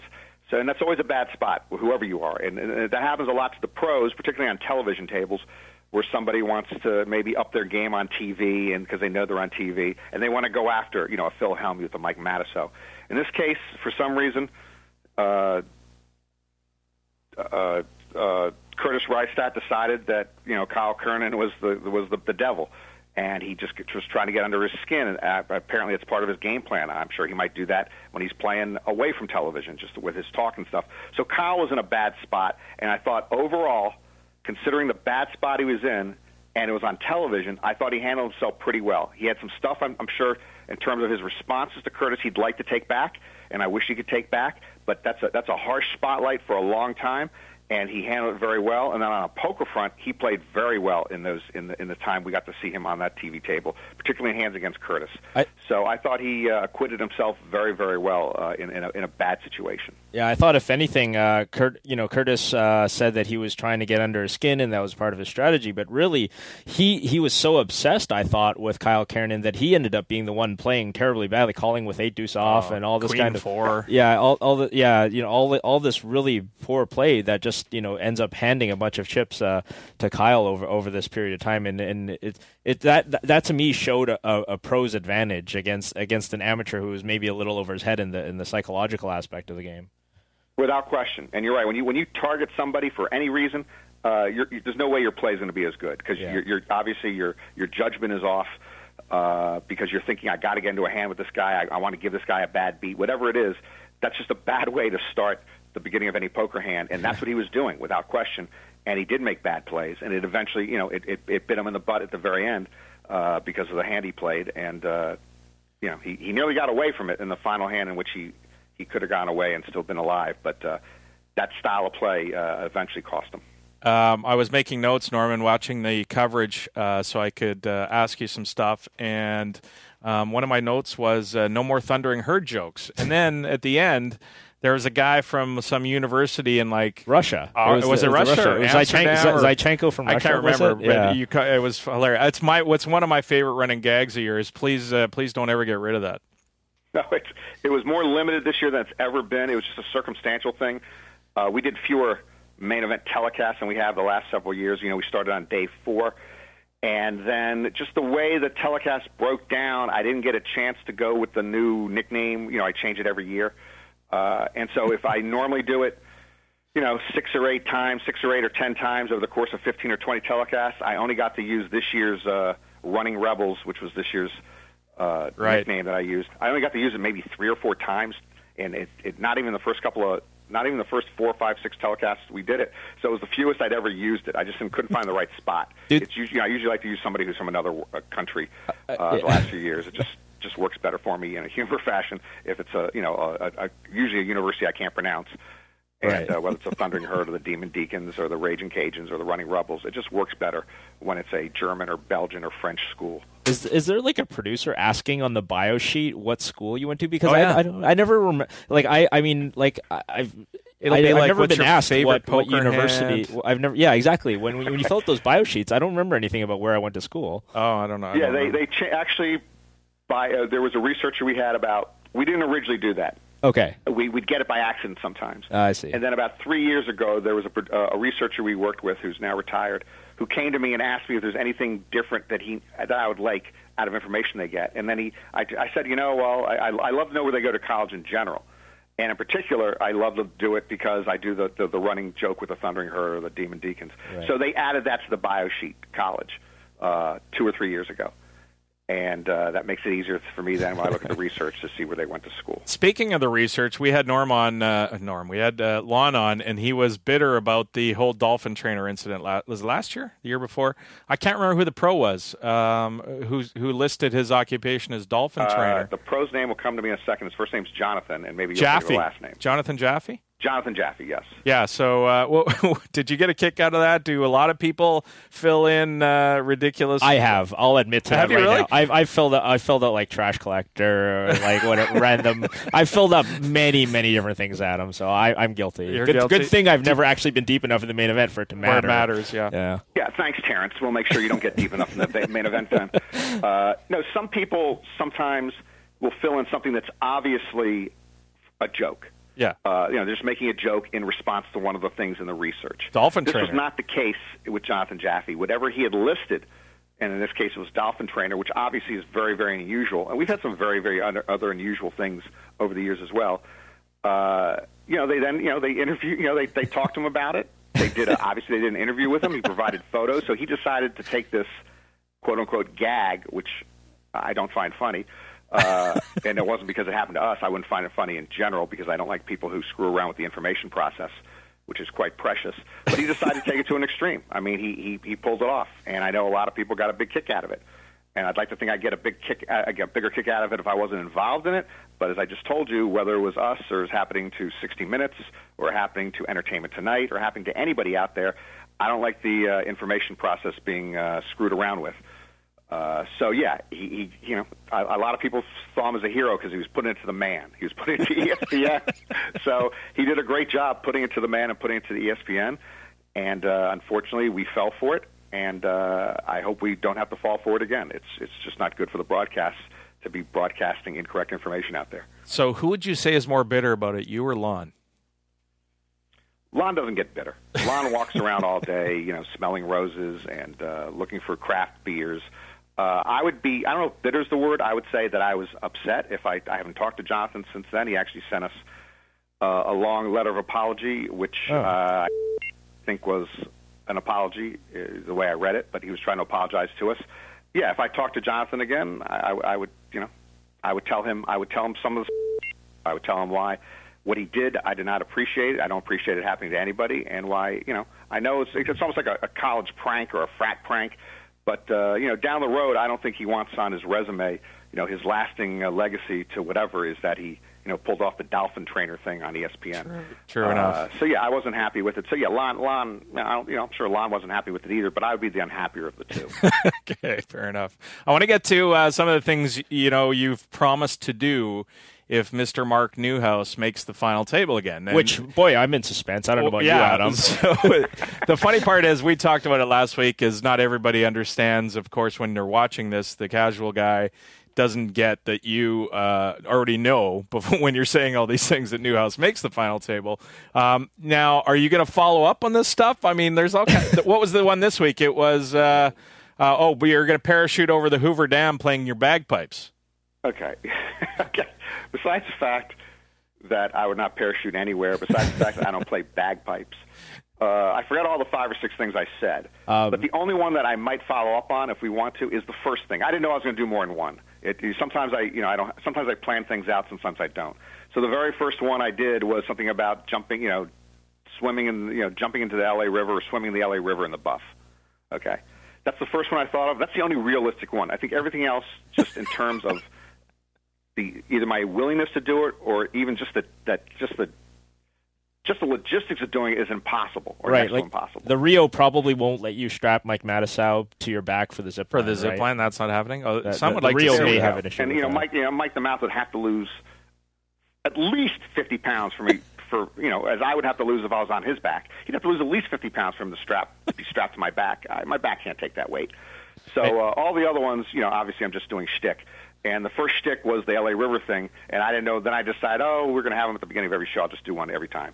And I love thinking of those things. But the only one that is realistic is the LA River, which is mostly a concrete canyon. There's very little water in most of the LA River.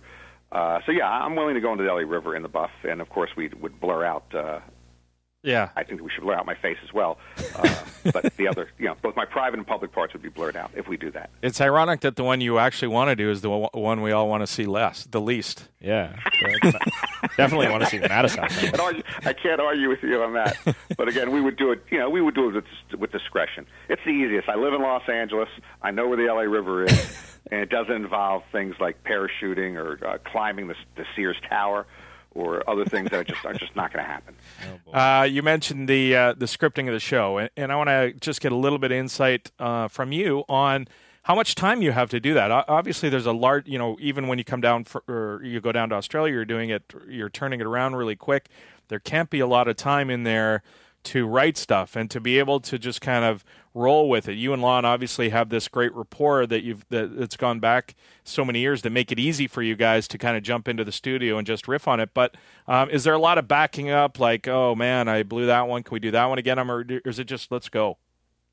Combination of the two. But anytime, we're on tape, obviously, other than when we do the live shows. And since we're on tape, we have the ability to stop, as we do often.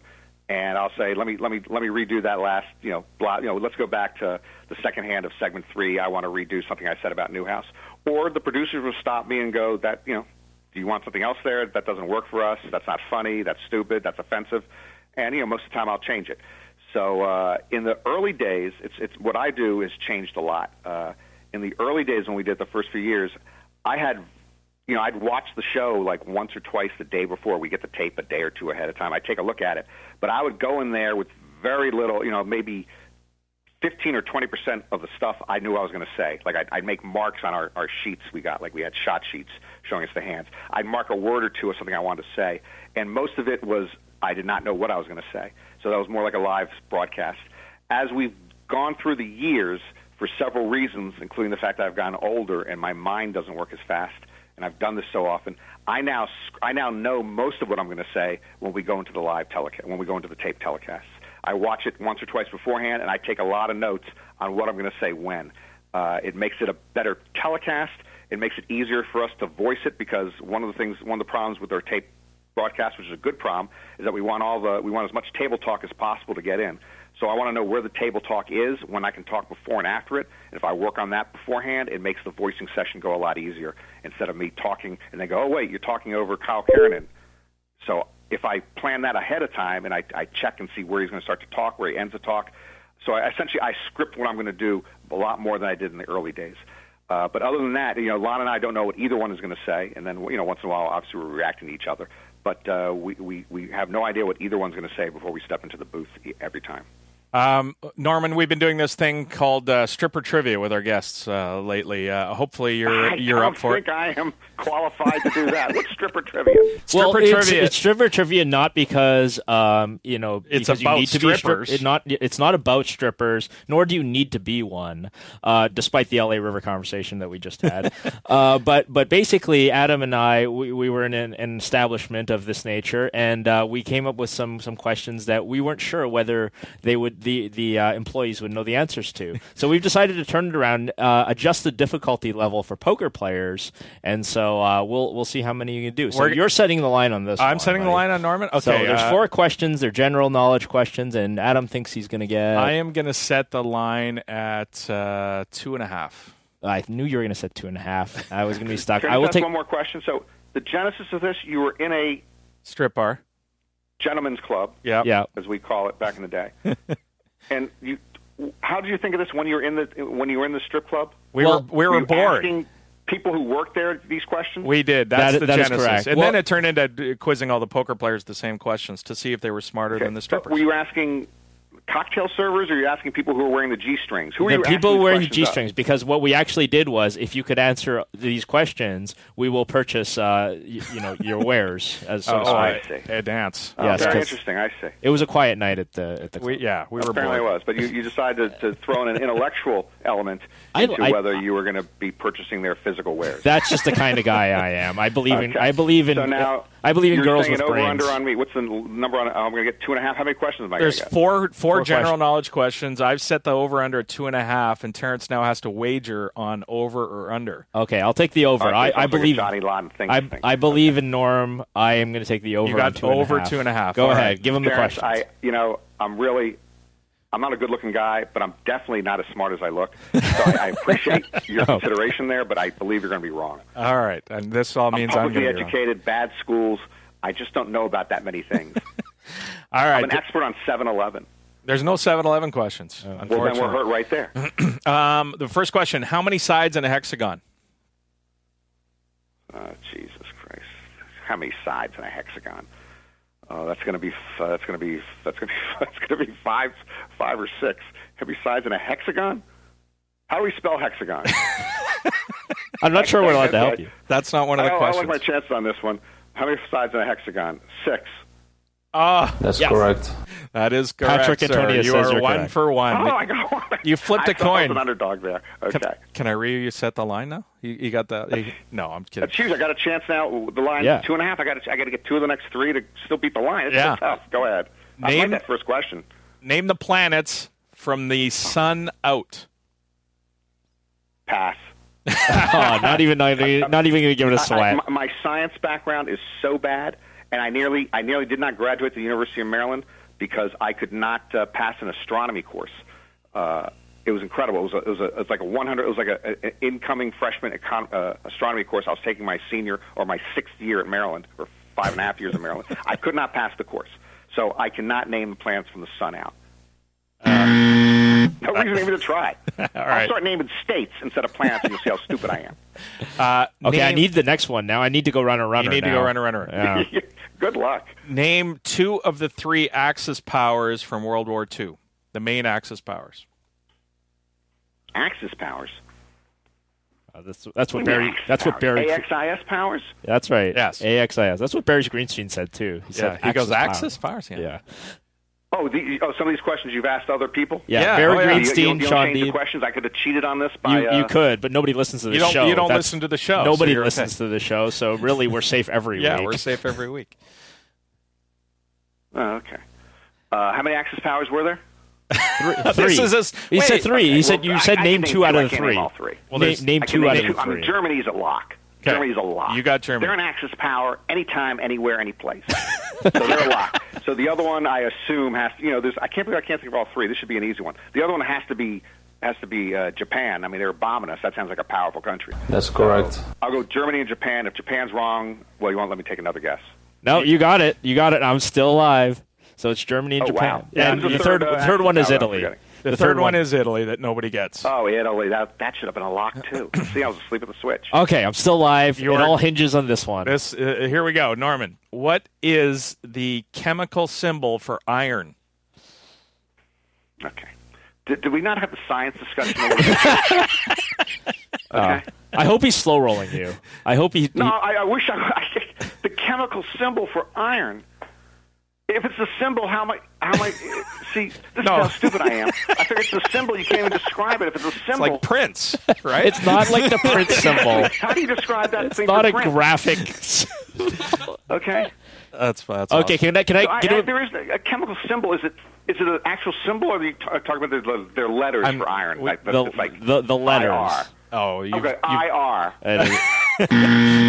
That's not even close. No, that's not close. So is it a symbol or is it letters? It's letters. It's letters. It's F-E. From the Latin ferrum. This is what I'm talking about. You asked me 2 science questions out of 4, essentially. I'm not sure planet is science. Planets and astronomy is a science. This. Yeah. So, I can't get that one. The question is, how do we modulate this if we were doing it for real strippers? Like, we'd have to ask them things about makeup or whatever, something like that. I don't know. Anyway. But that was a good sweat. I'm happy I at least got You the got a sweat. I'm down $20, but that's okay.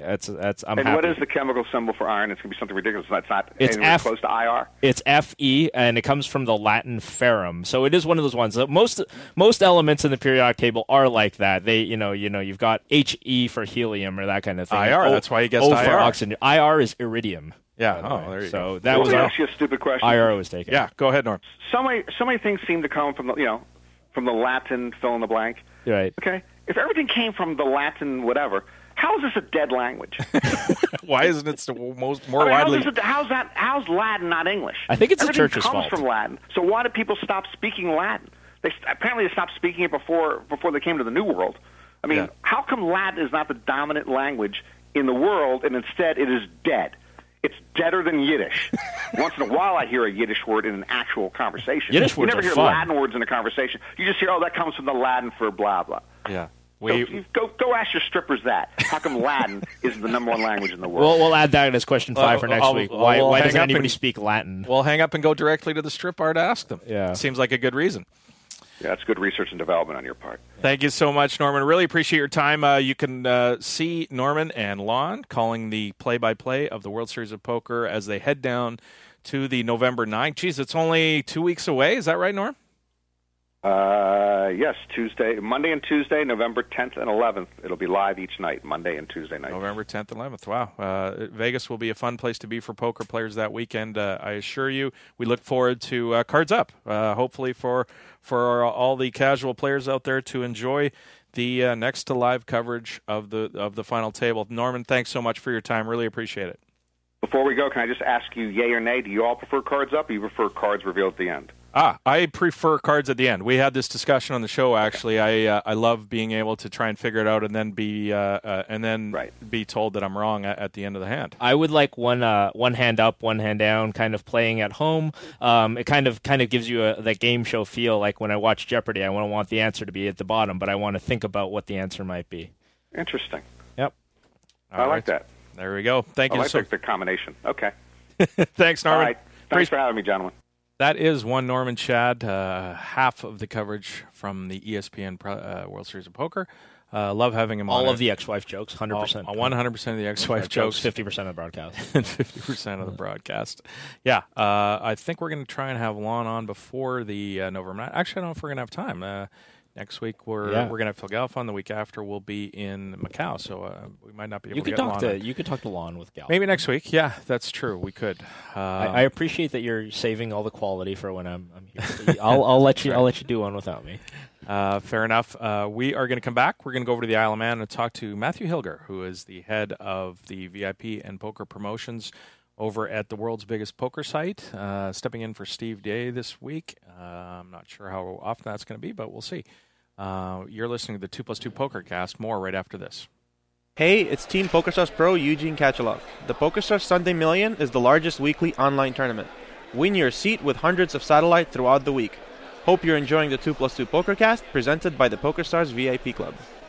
Hey, poker fans, don't forget about the 2plus2.com digital magazine. Each month, a wide array of poker professionals and media write fascinating articles about the game you love. Want to learn about big blind versus small blind hand ranges? How about optimal Jeopardy daily double strategy? Topics like those and many others are covered every month. Head on over to 2plus2.com to see what the magazine has to offer this month. Hey, it's Mike from the 2plus2 store and ProfessionalPoker.com. 2plus2 is pleased to announce the release of their most anticipated book in ages, Applications of No Limit Hold'em, a guide to understanding theoretical sound poker by Matthew Jondo. This book will give you the ability to create the bet sizings and ranges which will beat the better players. The theory in this book is not designed to be complex or abstract, but rather it's intended to be applied immediately, producing better overall results. Many confusing concepts, such as overbetting, balancing multiple bet sizing ranges, donk betting, and check raising as a pre-flop raiser, are crucial to a player's strategy, despite few players implementing them or talking about them. And after reading this book, you should be able to not only conceptually understand these ideas, but also know how to begin incorporating them into your game, and thereby successfully compete against tough opponents. And at the 2plus2 store, we accept all credit cards, plus PayPal and NetTeller. I play heads up for rolls in the big nosebleed games. I play 14 tables at once, and I can't stop till the money is gone. I hate Brian Hastings, I hate him so much, and his cheating friends. I bet they are in a meeting And there will be no brag blog this time, 'cause that won't be the I am Isildur, that degenerates sweet. Boy, I almost busted her, but now nobody gives a damn. I hate them in bed, I hate them so much, and the Omaha too. I'm not so good in that game. Why won't you guys just play Hold'em? Eat my meatballs while I bust you. Everything you had will soon be mine. I play heads up for rolls, 15 hours a day. Don't care if you're feel lively, I just wanna add another table. Don't dare mean bet me, I hate it so much. Oh, that pisses me off. Yes, it really does. I am stuck, so let's play higher. Steaming worse, don't feel Helmut now. Helmut now. I am Isildur, that degenerates sweet. Boy, I almost busted her. Oh, I didn't, I just cash out. I hate them in bed, I'm sure I told you before. And the Omaha too. I really, really do. Why won't Welcome back to the you 2+2 guys Pokercast, just presented by the PokerStars VIP Club. T, have you seen that the odds for the final table of the World Series of Poker are out? On which site? I don't know. Oh, you don't know? I didn't There's know always odds, right? Like I think Pinnacle's probably had them up for a while. Oh, I didn't but, look. It was a press release. You used to be able to get really good value on this. Like I feel like you used to be able to just get really good value. I remember like the Joe Caddy year in particular was one where there was value. Now just not so much. First of all, because most people who make final table are like pros now. Now we've got a couple, a couple not, but and then secondly they usually take a lot of juice. The juice is so insane. This year, Jort Van Hoof, the cleaner 11, he is the chip leader, 38 million. He is 57-20.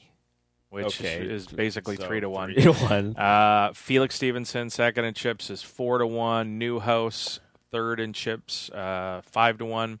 And Doni Larabi, 22 million, is 7-1. Dan Sindelar, 21 million, right there with him, 15-2, so 7.5-1. Martin Jacobson has 14 million chips. He's 8-1, which is sort of a bit of a big premium. For a guy. Saying. Yeah, because they're the next two guys below him have more chips than him. Actually. Have more chips. Billy Pappas, who we had on the show, has 17 million, and he's 10-1. So.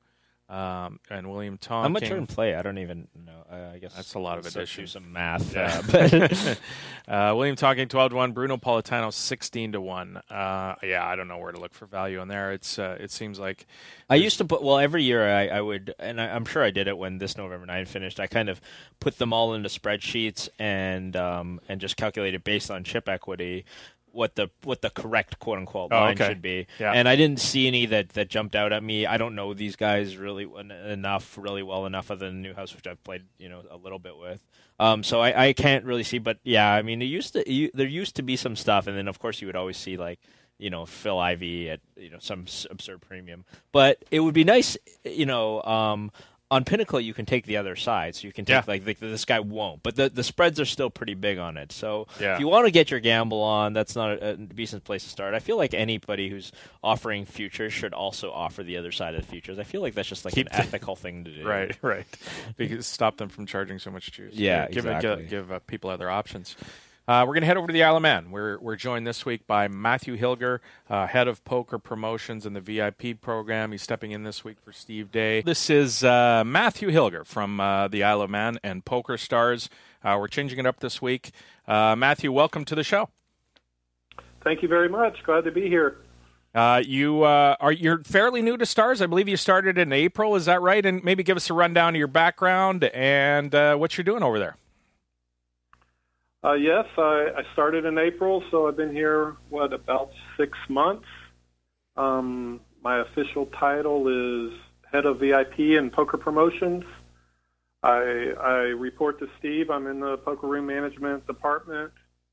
And so far I've been enjoying it over here in the Isle of Man. So basically, Steve hired you just so that he wouldn't have to talk to us.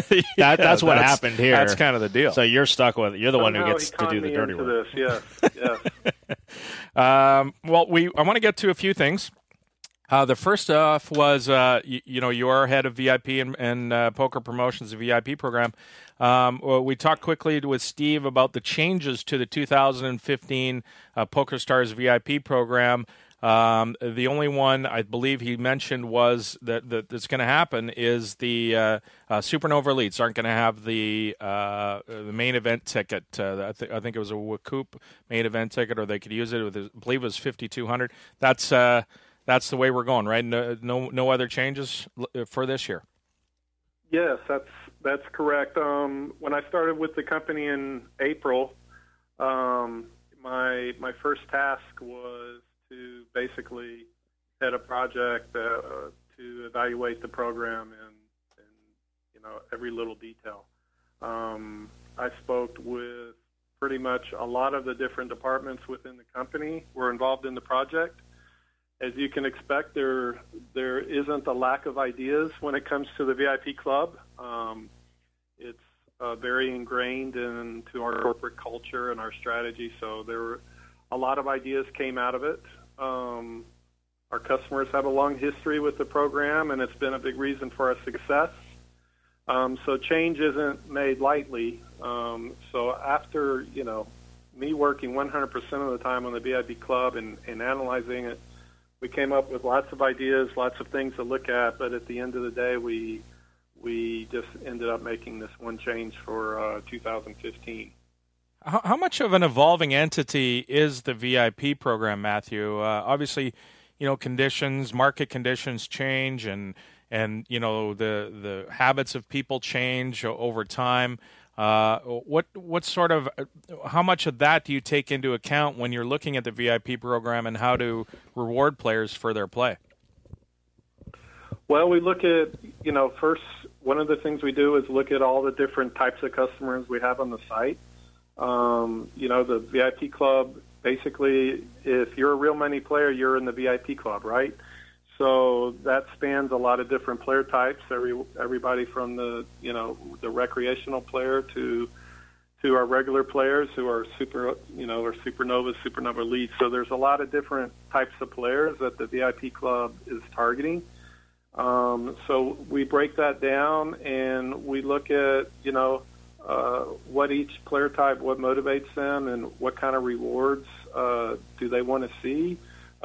What kind of rewards do they like? And so it's a very detailed analysis. Obviously I've just been with the company for 6 months, but, every year the poker ecology is changing, the dynamics of the player base is changing. So we take a look at all those things and try to put together, the best program that we can. The next thing I want to ask you about is Team Online Week. We had Issac Haxton on the show today, and talking about some online play. What do you guys have in store for Team Online Week? Yeah, this is an exciting week. The first thing I'd like to just tell all the Supernovas at PokerStars, if they didn't get the email, this is your week to apply for Team Pro Online. So all the applications they're due this Saturday. So they should have received an email, but if they didn't, they can contact VIP Club at pokerstars.com and get more information. You talk about a little bit. We'll talk about a little bit about what you're looking for when you're talking about applications for Team Pro Online. Like, what's the kind of ideal thing? Because I'm sure tons of people would love to think that they could do this. Yeah. Yeah. Well, the first requirement is you have to be Supernova. You have to be passionate about poker, and poker needs to be your way of making a living. In addition to that, we look for a lot of different types of players. We like to hit different regions of the world. We like to hit different game types. Of course, added benefits are people who are involved in social media that, have active Twitter accounts or blogs. Players that are involved in poker education, something I'm very fond of. That's always a plus. So there's not one specific, characteristic that we look for, but we try to have a kind of a varied team. I think they're trying to penetrate the female market. Yes. You went there, didn't you? I did. I had to. Somebody's got to do it. Matthew, I want to get your take on some of the upcoming promotions. What does PokerStars have in store for members of the VIP club? And I think we had one person specifically ask if there was any VIP happy hours coming back. We don't currently have any VIP-specific promotions for the rest of the year, but we do have some big things coming up just for our overall player base. Next month in November, we have a new edition of our Micro Millions series.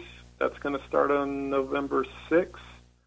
Of course, Micro Millions is buy-ins from, I think it's as low as 11 cents and goes up to about $22 for the main event. But most of the events are in that $1 to $5 range. So a great chance for low-stakes players to participate in an exciting tournament series. I think there's over $5 million going to be guaranteed over that series. And then in late November, we're going to be celebrating a major milestone for us. There hasn't been a lot of talk about it, but we're going to be having our billionth tournament carnival. Wow. Well, 1 billion tournaments. Everybody knows about our 100 billion celebration we had last year, and now we've approached a billion tournaments. So we're going to have what we call the billionth tournament carnival festival at the end of November. It's going to be a 2-week promotion to celebrate tournaments. We'll have a week of golden sit and goes, which are always quite popular. We'll be having our bigger and biggest tournaments, our hotter and hottest tournaments. The actual 1 billionth tournament will be giving away over $200,000 to the players during the tournament. So it's a pretty big milestone. One thing is 100 billion hands, but we are the leading tournament site, so 1 billion tournament is a pretty crazy number. That is a crazy number. I can't even fathom the amount of tournaments that is. Matthew, thanks so much. Really appreciate your time, and look forward to having you back on the show soon. Yes, absolutely. I definitely plan to be back on a regular basis. Not as much as Steve, but definitely I'll be coming back some. Yeah, don't take any crap from that guy. We can deal with him for you. We'll sort him out for you. But thanks, Matthew. Okay. Great. Thank you very much. Terrence, I want to get into some more in case you missed it this week. There's a lot going on. There was a ton. We could do like a 4.5 hour show this week with our guests. In case you missed it this week, Gus Hansen and Viktor Blom were dropped from the Full Tilt Poker roster. We talked about this a little bit with Issac Haxton. The professionals, in air quotes, are no more. I mean, look, I like both these guys as characters of the poker world, but wow, tough run. I mean, obviously, it's first of all, this is the kind of thing where pros in general have been being dropped. These guys are blue chip, high contract pros. Faces of the site. Yeah, making a bunch of money. They are faces of the site. They're also making a bunch of money, and it's unclear at this point how much value that they provide. Obviously, you put the professionals in sort of air quotes, kind of indicating that they're not making all the monies at poker these days anymore. Well, that's it, right? And I remember that you before I took over this co-hosting, you and MJ talked a lot about this, like how long can this kind of go on? Like, is it reasonable to have these ambassadors of your site and everybody knows that they're losing all this money, or at least all the hardcore people that follow them up. So yeah, not the most Google them, news. right? Like if anybody, even if you're not hardcore and you Google Gus Hansen, a lot of the first things that come up are news reports of him being 20 million stuck lifetime online. I guess I don't know if that's the first thing that comes up. I mean, I think that maybe you might get that around result 7 or 8 or something like that. But I mean, or if you click on news instead of Wikipedia, maybe. But I mean, I still think most of the time people don't get past like the first 5 links, so it's just the Wikipedia, and then it's whatever the website wants you to see, so Full Tilt's page and whatever else and all that kind of stuff, and maybe their Hendon Mob and stuff that people. This reminds me of the Isildur song. Have you ever seen that on YouTube? No. Somebody, I don't know. Is it a seriously serious song? Because if it is, then I probably have seen it. I can't remember it. I mean, Gus is down. I think it's 5 million this year, 9 million last year, 20 million lifetime. Viktor's down 1.4 million this year. They're not exactly. Viktor especially refuses to do interviews. Right. He's not. And that used to be part of the charm and the enigma that who was the CISO? You remember 5-6 years ago? Who was this guy? And then there was that thing in the PCA where they unveiled him, quote unquote, which is kind of a joke itself. But that was part of the enigma. But now it's not interesting. Okay, so you have this guy, and now we know who he is. And he's also losing to all the best players in the world now. It's not that much of a compelling storyline anymore. He got banned from the PCA. You heard that story? Oh yeah, that's right. He did something to the hotel room, right? Not really. I don't think we should. I mean, it's a rumor. We don't know for sure, so I'm not going to. All right, so we won't clarify the rumor, but something may or may not have happened on the property of the Atlantis. Right. So he's, which all makes it hard for him to be the spokesman of a site. When you're not going to do interviews, you're going to get banned from the flagship. Well, it's not Full Tilt's flagship event, but a large event in the world of poker, and so it's. I don't know the value. We've talked about this a lot. The value of having some of these guys is their brand rep, right? Like it's the fact that here are these super responsible, ethical people on the front of our site, and these guys are. I'm not saying they're not. Sure. But part of their brand rub is that they're winning players, right? And that they're elite, and they're these are the guys you should aspire to, right? You're excited to watch on TV because, let's face it, Michael Jordan was the one who got all the endorsements. It wasn't the backup point guard on the Pistons, right? We want to see the guys who are the best in the world. Yeah, exactly. Who get right into this? Yes, MJ. Yeah, let's call MJ to talk about. Let's call MJ. All right, let's do this right while we're on the phone here. We're doing it live. Yeah, we're doing it live. I'm gonna hum while I dial, so nobody can figure out. And we're gonna bypass the assistant again. I think if he's checking his phone. This way. Last week you said he was gonna call. There was no way he was gonna answer his own phone. Go ahead. Should we do the *67? Yeah, *67. That will hide our number. Do it, and we'll get the assistant. Yeah, so he doesn't know a call. Let's do that. Okay. Let's see. Yes, we got that worked. That seems to have worked. You just hit the random numbers that nobody knows about. Nobody can hear those. Patch them through. I listened back, and I don't think you can hear the... Good afternoon, London Ice Center. Justine speaking. I would like to talk to the Michael Johnson, please. Sure. Actually, he's on the line right now. Can I take a message? Sure. Can you ask him to call Yuri Guli? Yuri, and how do you spell your last name? Gullly. Okay, and what's your phone number? 604. Oh, fuck yeah, bud. Okay, and is there any specific message that I can get to him? There isn't. I'll wait to talk to him. Okay, sure. Thanks. So all we have to do is bleep out. That was much less funny than. No, that's perfect because all we have to do is bleep out the number. The number, and that's actually pretty good. That wasn't. I actually gave his cell phone number. She didn't know his cell phone number. I was kind of stunned. I didn't know what number, and I don't know how to spell Ghoulie. Why did you just give him the studio number? And then he would have known. I should have. I thought that's what you were doing. No, I should. Oh my goodness! All right, let's call him. Sklansky's House of Parrots. The caller ID strikes again. MJ knew it was us. Get them while they're hot. I think he's. You guys can't fool me anymore. Now I'm getting the hang of it.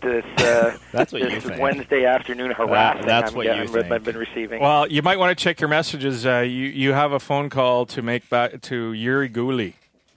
I do? Yeah, Yuri Gooley seems to have left a message with your receptionist. I called and we used *67, so you wouldn't see our number. So we tried to bum rush. Adam. You're ruining everything. You know, what are you going to do? Didn't work. I'm getting punked. Kind of, not really. We're in the middle of talking about this Gus Hansen, Viktor Blom being dropped from the Full Tilt roster. The professionals, Mike, are no more. I figured this might be a time to bring you in. I know you like this kind of stuff. What's your take on what happened with those two guys? Well, not just those two guys, but obviously the third topic is just the whole marketing angle of sponsored pros in general, but specifically on the two most recent announcements, I'm quite sure there was probably a moment of silence by the on the internet yesterday by the high stakes online community. I noticed a lot of the avatars had black armbands on them for the absence of the bankroll boost that they've been getting for the last few years from Gus's donations. You know, it was really a perfect storm for his opponents because not only did you have to have a guy that was willing to have a horrible game selection, to play in games where he was a dog, but he also had to continually have money in his account in order to be able to play. If he had to actually physically deposit money every time he went busto, he probably at one point would have said, listen, I'm not going to do this anymore. But because in all likelihood, and we don't know this for sure, but in all likelihood, his payments as a sponsored pro just went into his Full Tilt Poker account. Every month, there was money there for him to lose. So it was just it worked out very nicely for the people that were lucky enough to play against him. That's for sure. It did indeed. Viktor Blom's another story. Obviously, wasn't a big fan of doing the interviews, being the media guy. Which, you know, you would hope if you're paying somebody a lot of money to be the face of your site, you know, you're going to want some of that. You know, Gus didn't do a lot of it, but when he did do it, he was very good. Isildur, not so much.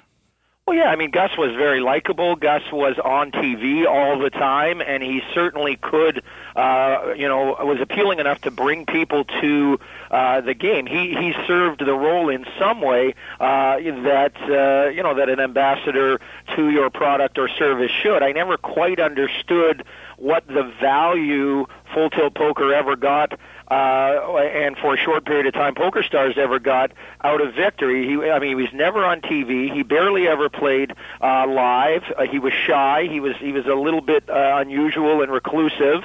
I mean, his claim to fame was just simply his complete disregard for any semblance of bankroll management whatsoever. I mean, he was a complete degen. His MO was to run his bankroll up as high as he could, which meant he either won all the money or he would end up busto. And obviously the chances of the first one happening were never going to happen. You know, he was sort of a modern-day Archie Karras type of a character, so people found him, I guess, interesting to follow the roller coaster ride. You know, but the people, he didn't bring new people to the site ever. I mean, he would have, you know, busto railbirds that would watch him, but they're only going to play 1 cent, 2 cent, or maybe play the odd free roll. You're not going to generate any rake or revenue out of those type of people. You know, the people you want as ambassadors are people who are going to bring new players to your site, and Viktor Blom was never going to do that. So I never quite saw the Viktor Blom being a smart investment in the first place. Yeah, Terrence mentioned earlier, I think there was some buzz originally about, you know, who is this guy, unveiling him at the PCA, and maybe that was, you know, Well, for a long time, nobody really did know who he was. He just went up and he started playing all comers all day, all night, you know, against the best in the world at that time, and was doing quite well. So I think there was sort of that. I love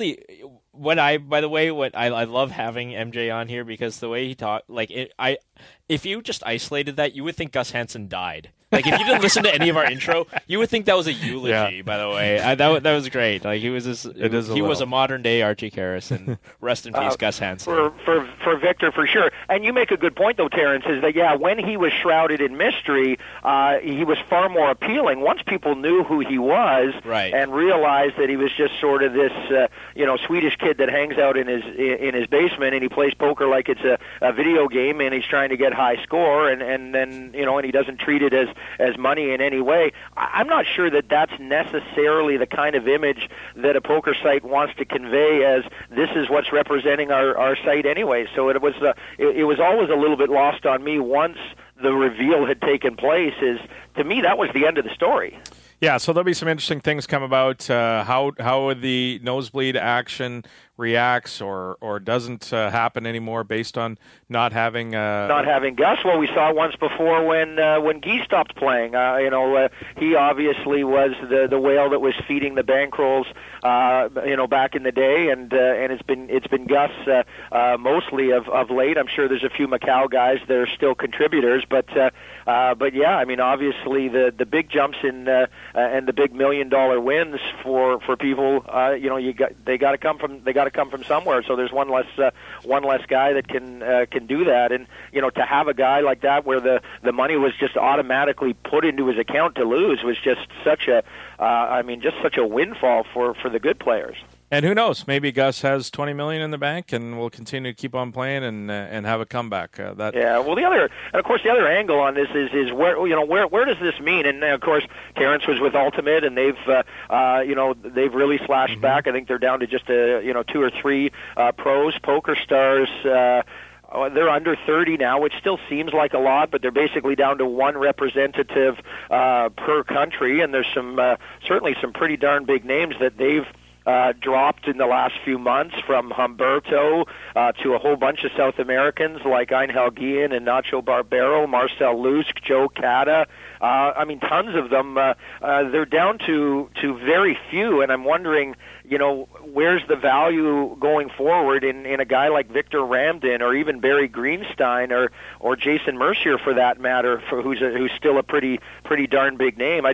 I don't know. I see them. I mean, they don't use them in any of the ads. The only guy you see on any of the ads nowadays is Rafael Nadal, and occasionally you'll see Daniel Negreanu and maybe Elke once or twice. But they're not really marketed yet. They haven't had an ad with Chris Moneymaker in it for years. Yeah. Right. Well, I think the value of a lot of those guys is the value they contribute on social media at the grassroots level, playing live, playing in tournaments, and they still get on TV and they still wear the patches. So it's a little bit more organic than, in fact, of course, Nadal. You can't. It's hard to orchestrate him at a final table of an event, or to have. But that's not his value. Doing those videos. Right, that's what I'm saying. But there's still different types of marketing, and so if you have people of these nature who are going to make EPT high roller final tables or whatever, there is still some value in keeping those guys around, because you can't expect Nadal and guys like that to be there. Indeed. It is, but a lot of the TV, there's not that much televised tournament poker anyways, and most of the events there are actually that you do see on TV,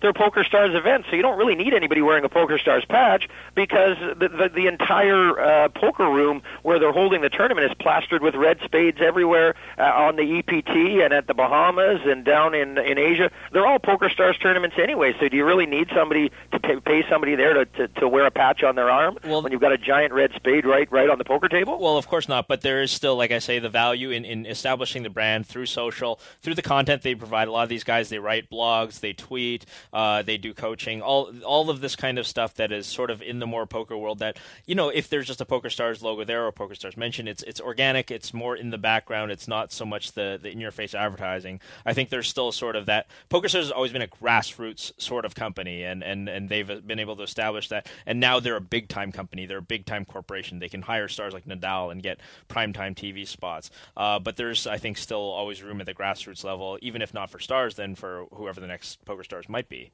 Well, we're seeing some changes in philosophy since the Amaya sale, though. We certainly are. Absolutely. Yeah. Thank you so much, MJ. Appreciate your time. We'll look forward to having you in studio in a couple weeks for the final table of the World Series of Poker main event. Should be some fun. Excellent stuff. Have a good show, guys. Thanks. That whole thing can't have been good radio. It was good radio. It was hilarious. Well, I don't know about hilarious, but I hope Ross remembers to just bleep out the cell phone number. The phone number, yeah. We're pretty much at, right? Yeah. Make a mental note. I'm on it. That is MJ's take. I'm looking for that's fun. Do MJ's take. He's so much like I notice how much more polished he is as a speaker. Right. When we have to sit here and listen to each other talk for this time, and he just kind of gets to go like monologue. Yeah, he goes off. One more email I want to get to. Adam, loving the new show. Not sure on Ross's drops, but I like it when he gets involved. TC, obviously, full-time choice to replace MJ. Anyway, I run a pub poker in the south coast of England, and the standard of the play was pretty decent, the right mix of fish. One player, Dan, was always forgetting to put his big blind in, but nobody minded as he was the value. On the night in question, Dan got into a pot with Will on the bubble, and they had built a large pot.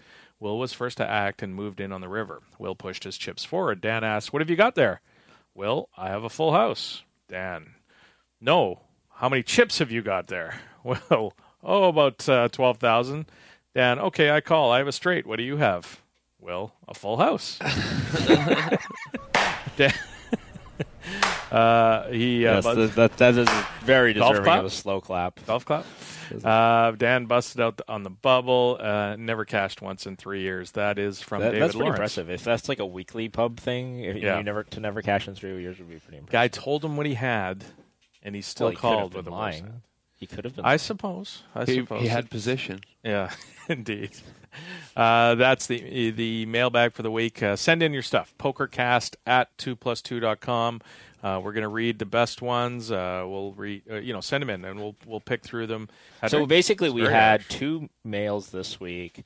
One of them hated how much I talk about MMA, and one of them hated how many Ross drops there. Yeah, nobody's hated Adam yet. Those will get read. What is that? Oh, yeah, they got those get read. Oh, bitch! You're the Chinese government, Adam. You're not allowed to bring in anything. I'm filtering anything bad. I'm still excited that you're coming. That you're both coming over to China. Yeah, that'll be fun. We're gonna do this episode 339 or whatever the hell it is from like a dim sum place or a karaoke bar or something. Good radio. The Invitational. Yeah. Let's get to the Invitational. This is the Pokerstars Invitational for Pokercast listeners. It's a weekly tournament with $500 added from Pokerstars to the prize pool to you, the player. It's $1.10 to play. You can find it in the private lobby of the tournament lobby of PokerStars. Does that make sense? The private tab of the tournament lobby under the Pokercast Invitational. We need a password. So you have to enter a password this week. The password is going to be... I don't know. What are we Ike Poker? Ike Poker. Ike Poker's, that's Ike's Twitter handle. Let's make He's it our guest. Game Theory Optimal. GTO? Let's not. No. Let's make it Ike Poker. IKEPOKER. Where are you with the helmet can't even spell poker drop, by the way? That would be good if I could. That's a separate soundboard. Spelled it wrong. Yeah. I need to spell can't poker even. wrong. You're not really from Northern Europe. That's true. You can spell poker. I am actually. I'm Estonian. That's from Eastern Europe. Oh, there you Eastern go. Northern And you Europe. can spell poker, so you're 2 out of 2 on the Helmuth test. Yeah. All right. The format. What do we make for format? PLO? PLO makes sense. We both said it, and we both thought it, so it's 6 PLO. max PLO. We've done. I think it was just PLO. Well, it's okay. PLO is so great. We can do them back. You to get back. 4 cards, I hear, instead of 2. So many combinations. That's what I've heard. 6 max PLO is the format. Ike Poker, the password. Fixed be limit. Sure to play. We'll do a fixed limit one day. Fixed limit PLO? Yeah. Or fixed There's limit no such thing Omaha? as fixed limit PLO. Not high. PLO, but fixed limit Omaha high. I used to play that on Stars, by the way. Yeah. Or Party or Stars? I can't remember. I think it was Party, actually, when I was a prop there. Terrible game. Limit Omaha High is about as bad a game as you can get. Trust me on that one. Thanks. A lot of thanks to send out this week. I want to thank Issac Haxton for coming on the show. I want to thank Norman Chad, Matthew Hilger from the Isle of Man, Michael Johnson, of course, for accepting our prank calls. For accepting the call. Ross, the producer. I'm running things. Yeah, I'm running things. And to T. Chan, thank you so much, guys. Pleasure. Thanks, everybody. And You know you're fucking tough when you have a math tattoo. yes, Bunner might make an appearance in China. We'll see. That was the 2+2 Pokercast presented by the Pokerstars VIP Club. Have a great week, everybody. Thanks for joining us. The 2+2 Pokercast has been presented to you by the Pokerstars VIP Club.